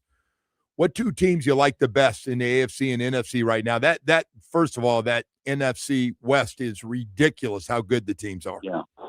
I mean, I'm just looking at Seattle right now, Joe. Like they don't have a weakness, and really the Rams don't either. And they're going to play each other one more time. The Rams beat them earlier. They're both very, very good. But in the NFC North, Joe, like Green Bay is playing great football right now, and Micah Parsons has given that team a real lift. That was a great game, Chicago and Green Bay. I hope we get playoff games that come down to the wire just like that. You know, right? They play each other really, really well. You can't count Detroit out. Really, the Seattle, the Rams, San Francisco is just playing way beyond their talent level right now, and so they're really well coached. I don't see them competing with Seattle and Los Angeles down the stretch, but and then the NFC North, Green Bay, Detroit, Chicago are all really well coached, good football teams. Hey, I got to ask you a question. I don't know if you have the answer on this one. This is a little bit outside the lane of football right now, the main stuff we're talking about. Have you heard anything about Christian Wilkins? Is he healthy? It's been a weird deal. I thought he'd have been signed and playing with somebody for the rest of this year.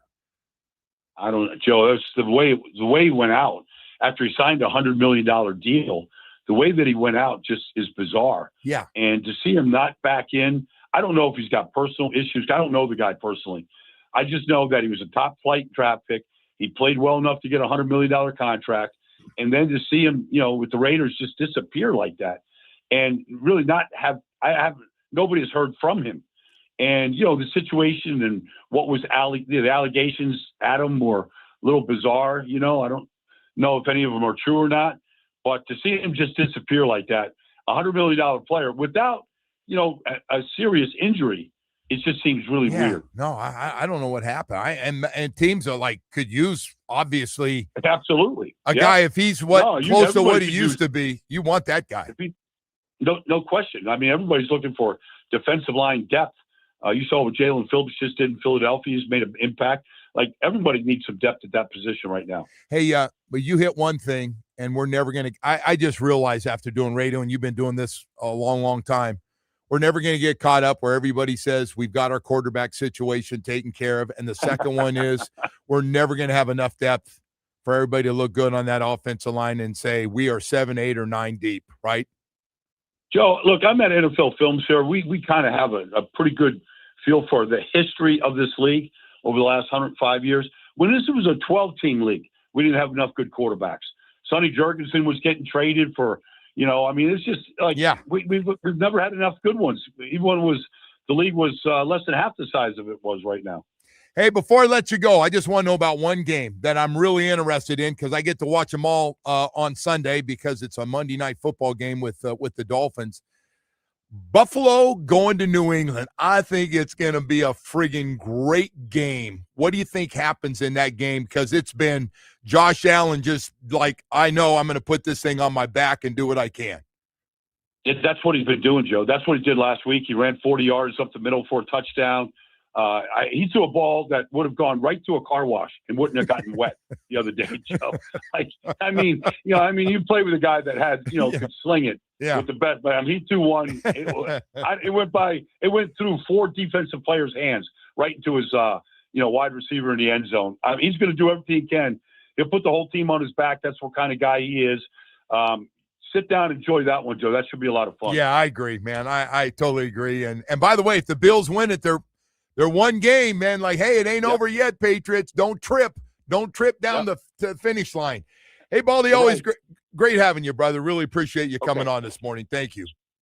You got it, Joe. Take care, buddy. Have a good week. You too. Brian Baldinger, Odyssey NFL Insider, joining us to talk a little bit. But yeah, man, and it's an AFC East game. Yeah, I know. There's other, according to who you like, there's other games you probably like a lot. Anyway, Woody. He's also the host of the Best Football Show podcast. Insider calls are brought to you by Nationwide. For your insurance and financial needs, Nationwide is on your side. Nationwide is on your side. Hey, got to talk one more time about your South Florida Chevy dealers. Ho, ho, ho, ho, ho. It's a holiday season and you're looking for a new SUV or a new truck. Have you been to your South Florida Chevy dealers? Have you seen the Tahoes and Suburbans? Oh, I love my Tahoe. I used to have a lot of kids. Now it's just me and that thing, mostly by myself. But I got to tell you, they're fun to drive. And if you like room and lots of room, it's a great way to go. Hey, maybe it's a midsize. Maybe it's that Traverse. Maybe it's the new Equinox. Woody jumped in an Equinox. My friend Seth Levitt's in an Equinox. A lot of people are buying that Equinox right now. Hey, let's talk trucks for just a second since it is a holiday season. How about a durable Colorado with a Turbo Max engine and impressive torque? No. Maybe it's a Silverado 1500.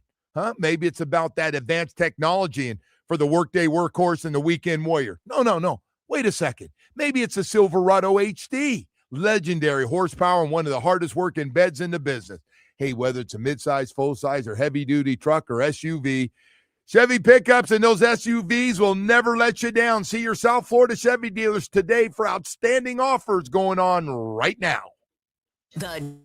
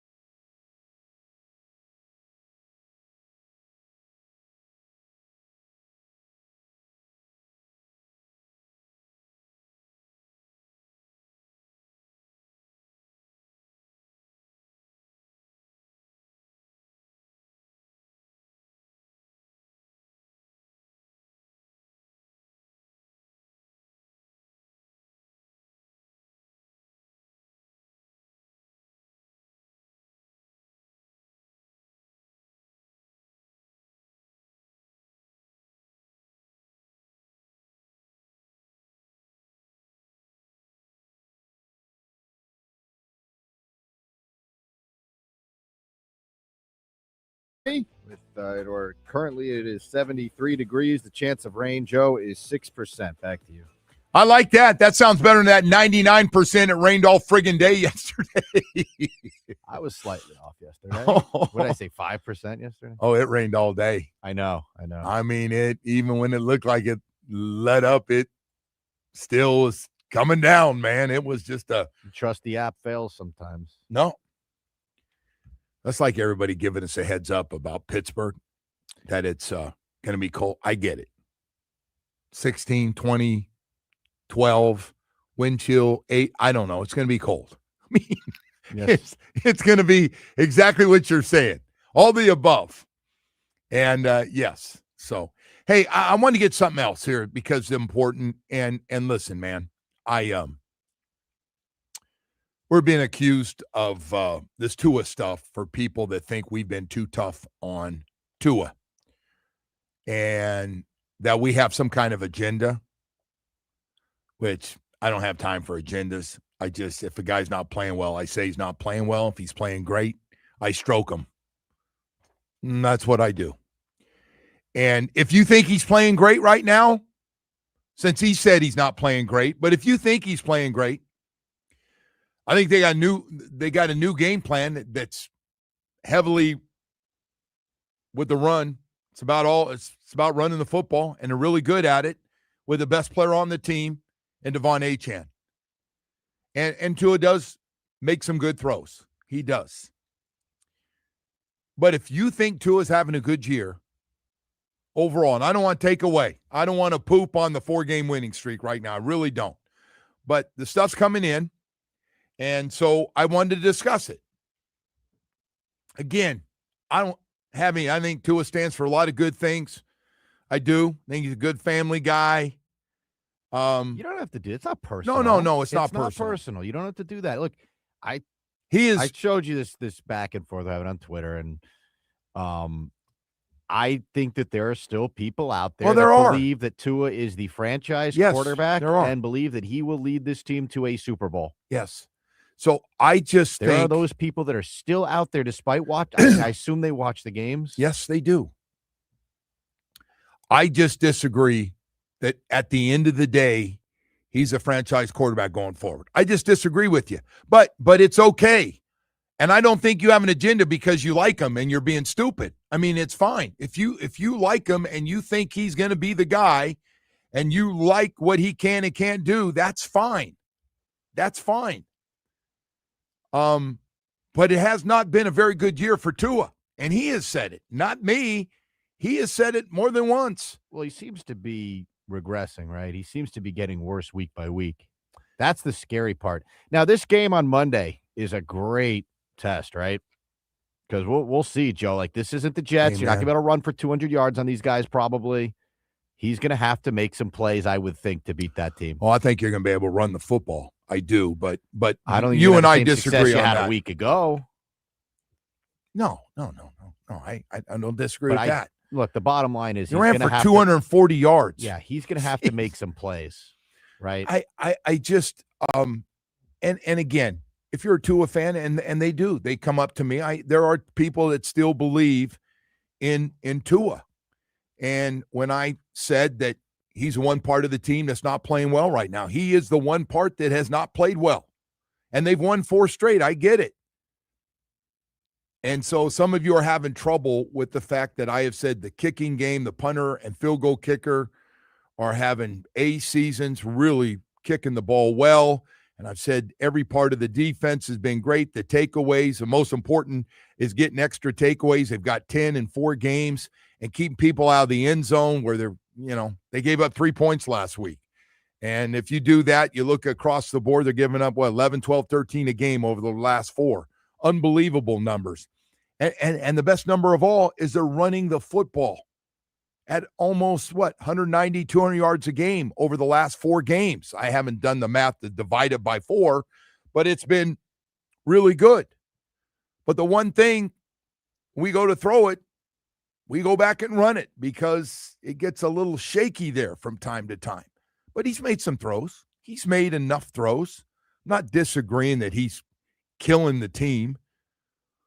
But I think when you play against really good competition, and if we ever get in a situation where we got to finish the 4 games that some of these teams have, like the Colts have to finish with, you're going to need your quarterback to play front line and franchise quarterback stuff. That's all. You want to hear from a Tua defender here? 561 says, what about losing their best player? Don't you understand? Tua is not playing up to his usual standard, but many QBs have down years due to circumstances and rebound. We had changed our offense before. I know. And listen, there are Tua people, and I'm not, again, that's fine. If you like them. You're not going to win that battle with these people. No, I know that. They're dug in at this point. They're dug in. Because they're still blaming the offensive line, and he doesn't have another receiver on the other side. No, so you can always find something. And that's fine. You're right. That's a great thing about this team sport. If you like a guy, you can defend him, but that will be one that if you're on Tua's side, you and I will go point counterpoint until I see something that looks a hell of a lot better than I've seen. That's all. But that's fine. And we do have it coming in. Now, listen, I want to tell you, it used to be 50-50. It's not 50-50 anymore with Dolphin fans for a lot of different stuff that's going on. It's getting to the point where if you think that he's a franchise quarterback, that means you think he can win a Super Bowl, right? That's the bottom line. If you think that really guy is taking you through a playoff run, win us a playoff game. And I know, but that can't be the goal, right? You don't pay a guy that kind of money to be your franchise quarterback if you think the ceiling is winning a wild card game. That's not the deal. Right? You want to be one of these teams, and this season is weirder than any season we've seen where it's wide open, but you want to be one of those teams that feels like, hey, we got a shot. The Dolphins do not have a shot. I don't think we had a shot with this team the way it was made up to win it all. The roster is very flawed, but just in general, like, do you think Tua is going to run you through a playoff, all those games and then to a Super Bowl? Like, if you believe that from what you've seen over the last, basically over his entire career.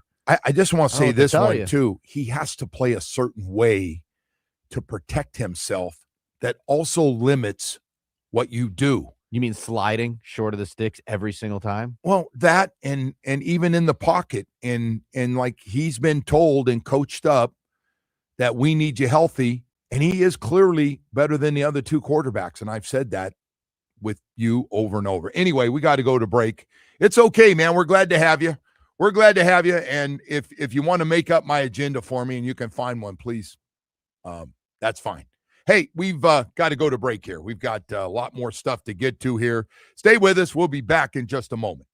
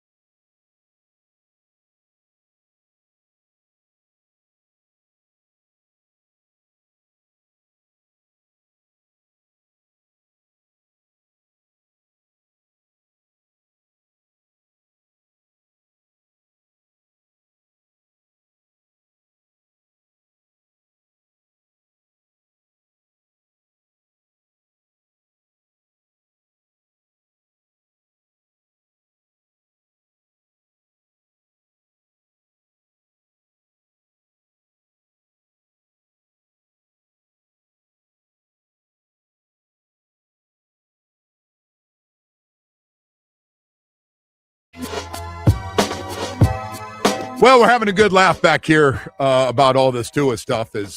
Stuff is flying in, as you can would expect, when it comes to this topic and where we are. And it's strange to be talking about it because we've won 4 straight. And actually, everything but the passing game and the numbers on the passing game, I should say, has been really good. Defensively, it seems like everybody in the whole group has gotten better. Really. Everybody is playing better. Young guys playing better. Vets playing out of this world. Inside linebacker play's been outstanding. Jack Jones and Rasul Douglas have done a nice job outside. Minka Fitzpatrick's made some game-changing plays. So you do. Bradley Chubb putting a lot of pressure. Bradley, hell, he can have 11, 12 sacks right now. So a lot of guys playing well. Offensively, the offensive line, whether it's 5 or 6, you're playing a lot with Brunskill at the 6 and the blocking from Alec Ingold and the tight ends and the guys blocking has been good. Kicking game's been good. I mean, they're all getting, for this team right now, after that terrible start of 1-6, they have really picked it up. They have. But the one thing that's even better in all of it is a running game, led by mostly Devon Achane, but you found out last week when Devon Achane, there's no reason putting him back in. I thought he hurt his ankle a little bit, and they said it was his ribs, is go with the other 2 guys because nothing's going to change. Blocking's great. Running, those guys running, breaking tackles has been great. And we didn't need to throw a lot last week, although he threw for a lot of yards early in the game and then kind of didn't do much the last 3 quarters. But it's, if you were to look at one part of the team right now, and I know he had potentially a game-winning touchdown pass against the Chargers, and I'm aware of some of that. And early on, we couldn't stop anybody in the run defense, which has changed. But that's the one part of the team that, if you're playing some really good teams, you need to get more out of your passing game that you're not getting for a lot of different reasons. There's been things, but at some point, you just can't always put, if just because you like Tua a lot, well, he needs a better offensive line. Well, he needs another receiver to place. Oh, he needs this, he needs that. Hey, man, it's not perfect for a lot of quarterbacks out there. If you've been watching Josh Allen, if you've been watching Herbert, if you've been watching all these guys, a lot of them are taking off and running for their life, man. I don't know if you've noticed it, but the quarterbacks are running more right now that these games got a lot more meaning, and you're trying to get to that magic number in most cases of 10 to have a chance at the playoffs. And you're not getting any of that here in South Florida. That running thing is not in the game and not going to be in the game. So that's all. But if you like him, he does make some throws, timing throws, but it's not good enough. Just not. Not for where you want to get in the bigger picture besides getting back to 7-7 right now. It's not good enough. His coaches have said, he's got to play better and we need to work. And when you start talking about his footwork and his eyes have to match up with his feet and sliding, he had to go and talk to head coach about sliding and when to slide and how to slide. If you can get the first or you come up short. I mean, are you serious? These conversations aren't taking places in other cities. But again, one of the great things about sports, man, we can sit around, Bo and I agree and disagree on guys every day, and plays, and he thinks a guy should catch it or can't catch it, and I said he should have had it. I mean, we have our differences on things, and that's okay. But as far as an agenda, what do you think? I want Mendoza to come in here and quarterback? Yeah, but we're not going to get him. Yeah. Actually, I told you that. You were upset about the agenda thing. I go, well, I figured you out. Oh, I mean, if I get Mendoza, yeah, but he's going to be gone. Possible. He's going to be gone by the time we pick. No, I'm just. Well, you never know. Hey, man, just trade up. I have a little fun with everybody right now. Because somebody mentioned to me, you just want Mendoza because you like. I don't know the family. I know him to say, I feel like I know people that know the family. Everybody talks highly of the family. I like the fact they've kind of taken a back seat on all this stuff. You're digging the hole deeper, by the way, into your agenda here. People think I'm working on something with this Mendoza thing to somehow end trying up to work this deal. Yes. I think if you just talk about it enough, it'll happen. I do actually but I do talk about Mendoza a lot. But I talk about our high school guys a lot. I do. It's a great story. It is a cool story. Hey, and speaking of that, high school football playoffs tomorrow to win a state championship. It's pretty cool. State championship. From Key West to whatever the hell the northernmost high school in the state of Florida, you got a chance to win a state championship. And we got 7 teams. 7 teams from Dade, Broward, and Palm Beach County still alive. Blue at 7:20 tomorrow morning, by the way. Larry Bluestein. No, I thought Blue's Friday. What's tomorrow? Thursday. Oh. Well, let's do on Friday. Did I cheated us out of Thursday? Yeah. Don't. I meant Friday. No, I know what you meant. I know what you meant. We just, but anyway, this whole thing, and again, I'm not trying to divide anybody on this other topic that we have, and you have set the dividing lines here, though. I have. Yeah.